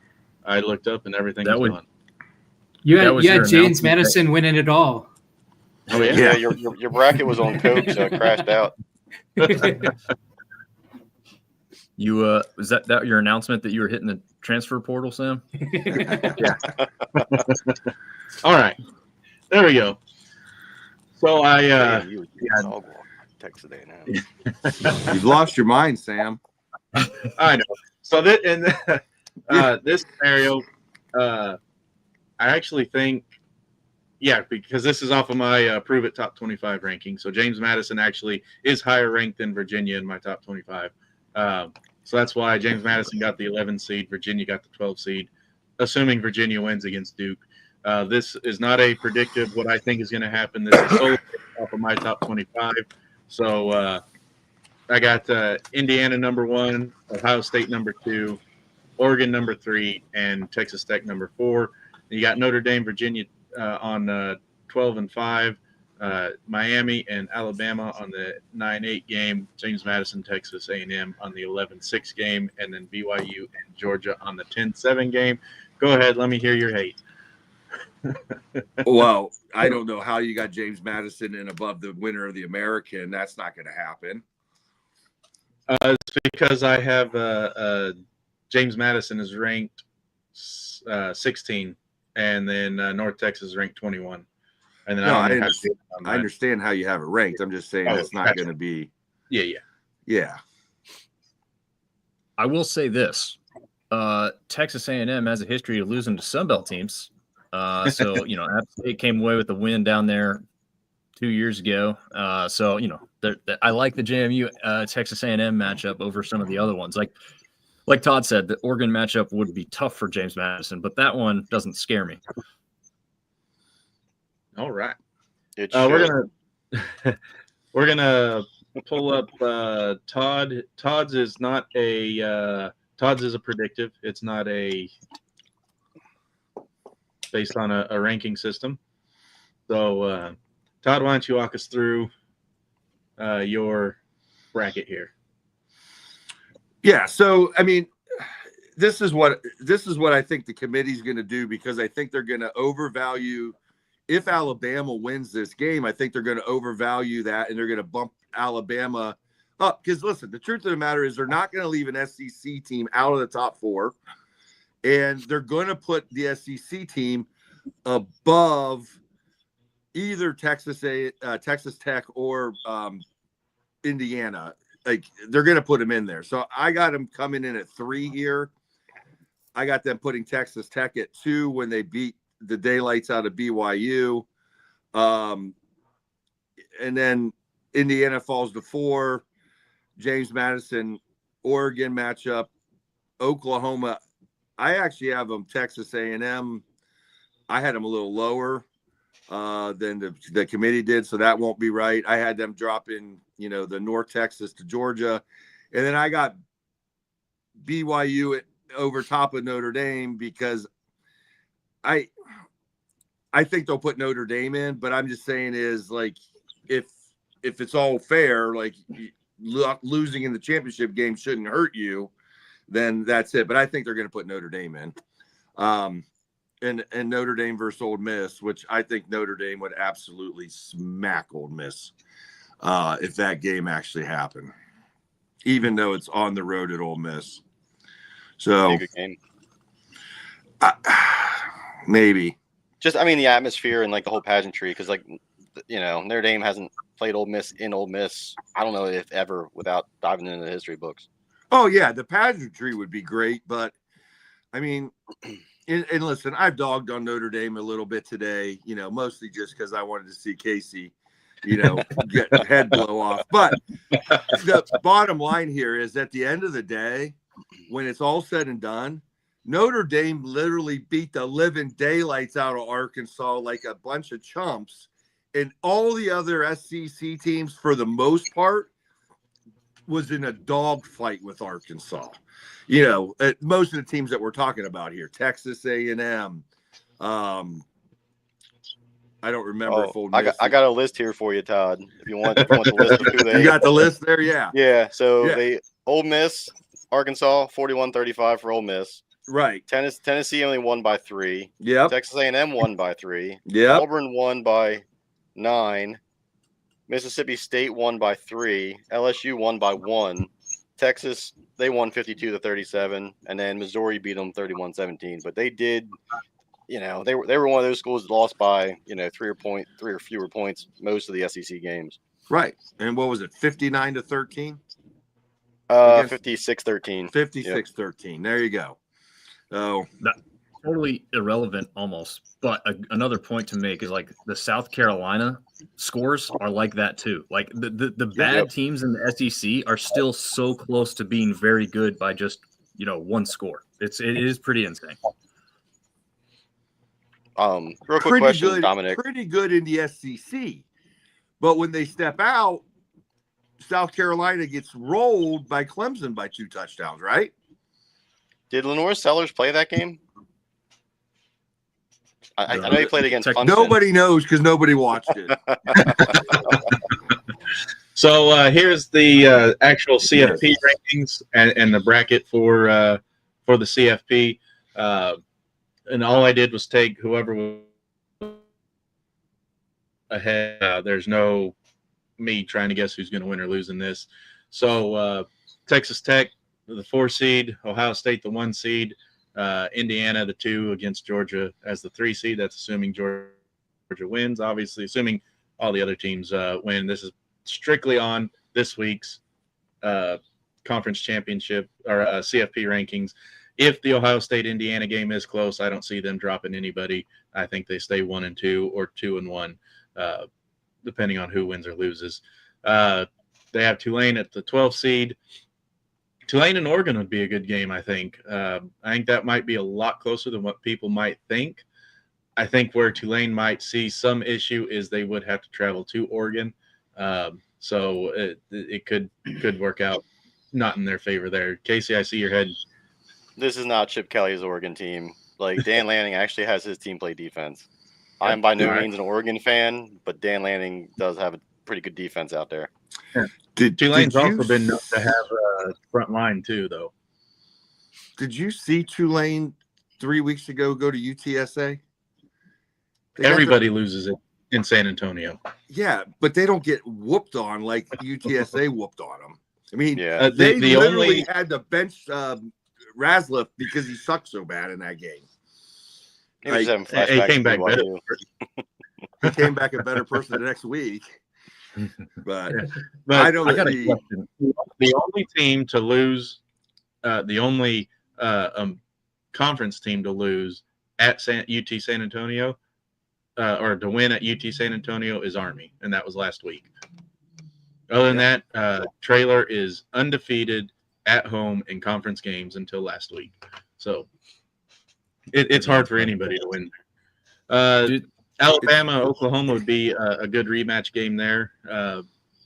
And then Virginia and Ole Miss. That one kind of, I think Ole Miss would walk away with that one late, but I think it'll be good through three quarters. And then Notre Dame and A&M a rematch there as well. We'll see how that all plays out. Are you 100% sure Alabama and Oklahoma would be a good game? You did watch the first one, right? Well, yeah, because It was very sloppy. the first It game, was a sloppy, ugly, terrible game. and I'm sure both teams would want a rematch or a redo. Both teams would love to play that game again. No, I don't disagree, but I'm just saying is it's not like that was some, masterful football game that we all walked away from going, oh my God, man, how could we not? We can look at Notre Dame and Texas A&M and say, wow, that's the game we want to see finish, because it feels like it didn't really finish in the right way, right? We had Notre Dame miss the extra point. We had the two holding calls that weren't called. Like, Right. I feel like that game would be exciting. Alabama and Oklahoma, like the first team to 15 points probably going to win that football game, Does anyone think that we could have a top four of only Big Ten and SEC? Like, let's say the Big Ten and the SEC championship games are both just close one-score games, and BYU at least plays Texas Tech very close. Maybe doesn't win, but would you see any argument where you would reshuffle those top four, but it would be just Big Ten and SEC only? So you're saying putting Oregon in the top four? Well, he's saying Ohio State, Indiana, Georgia, and Alabama? Yep. No, Alabama can't be top four. Yeah, I don't think Alabama jumps to top four, even with the win over Georgia. Texas Tech would have to lose to Baylor, and then BYU, and then Oregon would probably move up. Texas Tech would have to get curb stomped by BYU, because CFP proved last year that they don't put much stock into conference championship games. Now, the Dominic's point, though, I could see, like, if Ohio State and Indiana is close, them staying like 1-3, and if Georgia, I guess if they lost to Alabama, then Alabama would move up to 4, and maybe if Texas Tech lost, you could have Georgia and Alabama 3 and 4, maybe. But I don't think it's likely. Yeah, I don't think Bama's going to jump 5 spots. Not with Ole Miss. Ole Miss has a better shot of getting in without playing a game than what Alabama does playing a game. So I don't think we talked about this, but Alabama, if like anybody's watched them play all year, they do just enough to win, but it's not pretty, and they don't play a full 4 quarters of good football. No. Yeah. Look, they didn't score at all against Georgia in the second half. They let Auburn back in that football game last week, up 17-0. Mm-hmm. And Auburn's not like, look, Auburn's defense is absolutely great. Yep. If Auburn's defense, and let's say, I don't know, pick any average offense out there, they'd probably be a playoff team, right? If you just had an average offense out there. Right. But listen, I don't see them leaving the SEC team out of the top 4. I just don't see them doing it. Now, the question is, if Alabama wins, does that mean Ole Miss jumps up in there, or does Oklahoma jump up in there? For me, it would be Oklahoma, because then you can say, well, Oklahoma beat Alabama, and we could put them up there. But they've already set their precedent now. They got Ole Miss above, Texas A&M and above Oklahoma. So here's the question we should be asking ourselves, Maybe the committee needs to stop ranking teams until the very last ranking. Yep. That would solve a lot of these issues, because I think, and I am gonna have to end it here because it is almost 1:00. But I think the committee, if you look at what they did last week, they're trying to get BYU to lose that game in this week against Texas Tech, so they can get in their mind, because they do everything in groups of pods or next to each other, a bunch of stupid stuff. They're trying to get Miami and Notre Dame back next to each other, so then they could use the head-to-head to jump Miami over Notre Dame. That's exactly what they just set up for. Now, could BYU throw a wrench in it by winning the football game? Yeah, but I think if they lose and Miami and Notre Dame are sitting right next to each other, that's how they come back and fix the mistake that they think they made by moving Miami down too many spots to start with. And I think they're going to get themselves in that position, and then they're going to come back and they're going to say the head-to-head really matters now that the two teams are sitting next to each other. I'm not the only one saying that. Lots of people are saying that. It's not a unique take by me by any means, but I think that's what they did last week. But set it up that way. Yeah. No, I think you're right, but shouldn't Miami be more focused on Alabama than they should Notre Dame? Because if you look at like we'll call it quality of losses, Alabama lost to a really bad Florida State team. At least Miami lost to two teams that were like both 8-4. Yeah, and if we remember, much like Notre Dame didn't get the call at the end of the A&M game with the 2 holes, Miami got one of the worst calls of the season on 4th and 15 against SMU, where they literally blew the whistle. The guy hit the quarterback. They called it a roughing and gave him a first down. And anybody watching that game knows damn well that kid did not know that play was over at that time. He was unaware of that. He hit the quarterback and actually tried to hold him up from killing him. He could have literally crushed the kid Jennings into the ground, but he didn't. And Miami should have never lost that game. It should have been 4th, and it actually was a penalty on SMU. It should have been 4th and 15. Should have took it to 4th and 25. Instead, they got the 15-yard bullshit penalty, and they end up getting the win. So, I mean, yeah, it was a bad loss for Miami, but it was much like the Notre Dame loss. Like, that was not one holding call on that last play. There were 2 holding calls on that last play, and neither one of them got called. So, do you think that might be why they have kept Notre Dame in front of Miami, because they think Miami should have lost that game? They think Miami should have lost to Notre Dame. Yeah. Notre Dame should have won. Miami should have lost because Texas A&M. Never mind. I got my games mixed up. Just kidding. What I'm saying is it's not like Miami didn't go to SMU and get spanked here. They got kind of dog walked on the road by an official who, quite frankly, that was a terrible call. I mean, it was a terrible call at the end of that football game. Anybody with any self-respect would agree with that, right? Like, that was a terrible call, but it happened, and SMU ended up. But the end of the day is the game wasn't over because of that call. Miami could have made a stop and won that game still, but they didn't. Unlike Notre Dame, who there was no time left to come back after the bad call. Like, they were out of it. They were pretty much screwed. Because what was there, 5 or 6 seconds left when they got the ball back after that, play.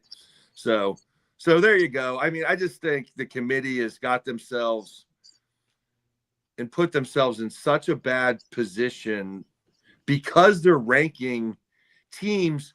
And Sam and myself, when I do my rankings, what I did last week has no bearing on what I'm doing this week. Like, I watched a whole new week of football, right? So who I thought was the number 2 team last week, hell, they could drop down. I started dropping Oregon after I saw them play Penn State, because I'm like, look, I didn't think Penn State was very good after 3 weeks of the season, and I watched Oregon beat them, and then next week Indiana beats them. I was already dropping Oregon, but everybody else wasn't moving them because, hell, they won. They were winning. So I just think the committee probably should just hold off on the rankings until the end of the season. But it doesn't make for good TV. And it's all about TV ratings. It's all about turning on the TV at 8:00 on Tuesday to see who's going to do it. It's all about making these brackets, which make no sense because it's not the end of the season. So I just wish the committee would come back at the end and say, hey, how about the 5 of us be the committee? And we'll just give them the list at the end of the season. Here's your 12 teams or whatever, Boise State number 1, James Madison number 2, Ohio State number 10. There you go. There you go. Nick, where are you watching championship week from this week? Well, it starts out tomorrow. I'm going to be at the Iconic Blue here in Boise, Idaho. And then after that, Saturday, after some brief business with the Madsons, I'll probably be in a comfortable couch with some chips and dip and some beverages. He'll be one of the 3 people watching the ACC championship game Saturday night. And the other ones are on the screen. I got all 3 of them right here. Dominic, where are you at this week? You heading out to a championship game yourself? Yeah, I got to get to bed because I am going to be pulling an all-nighter and up and back, no hotel stay. So I'll be driving 4 hours to Harrisonburg, Virginia tomorrow, and then I'll be coming back tomorrow night or Saturday morning and then coaching an ice hockey game with my son. So I will be watching what I can of college football once I get back home if I'm not asleep. We appreciate you being on this show. It was a great show. A lot of back and forth, great stuff. Todd, where are you watching college football from championship? Well, probably on my couch because there's only be one game on at a time, and I'm surely not. Well, tomorrow night I'll be watching in the garage because we got 4 games on. But on Saturday I'll be watching, pretty much one game at a time on Saturday until we get Saturday night, and I'm not going to waste a lot of time watching Virginia and Duke. So I'll have my eyes clearly focused on how Indiana's going to stop. Well, I will be watching Friday night. Saturday's going to be a little tricky. I'm going out hunting, so we'll see how that goes.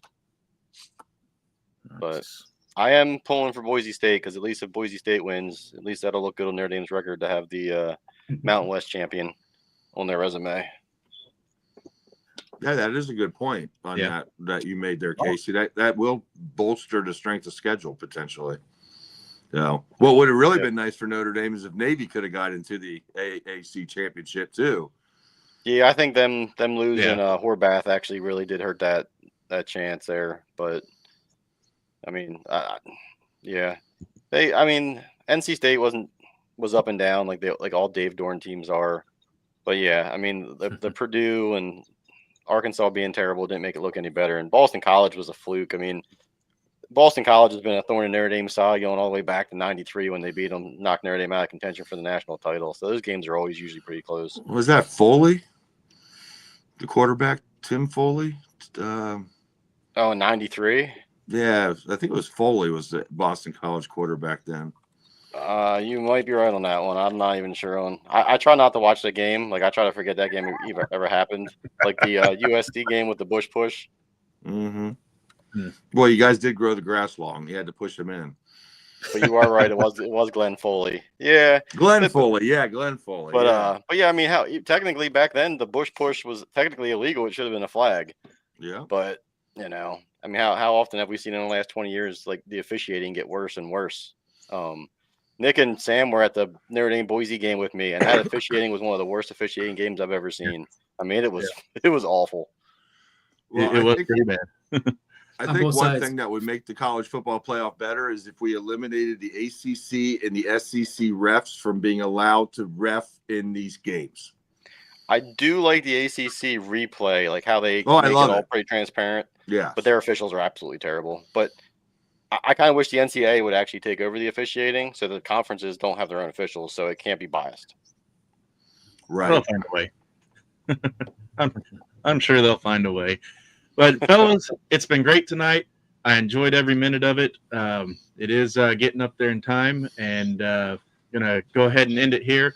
Thank you guys for being here. Have fun, drive safe, and we'll get back together. Maybe do a very quick recap show. Maybe, I don't know. We'll see. Quick. I'll get with you guys. Quick. like 30 minutes just to do the go over the pick'em bracket, see who won and who lost. I don't know. Maybe we'll just make a post on Facebook. We'll see. But thanks for joining us. Thanks for the guys that commented. Thanks for Pop, who's already in bed. He'll be watching this part, probably kicking himself for going to bed with all the great conversation we had. Dominic, drive safe. Nick, stay warm. And Todd, enjoy your garage and your couch. And Casey, join the conference. I'll take my $20 million and sleep on it like Scrooge McDuck. Exactly. All right. Y'all have a good one. And until next time, y'all stay safe.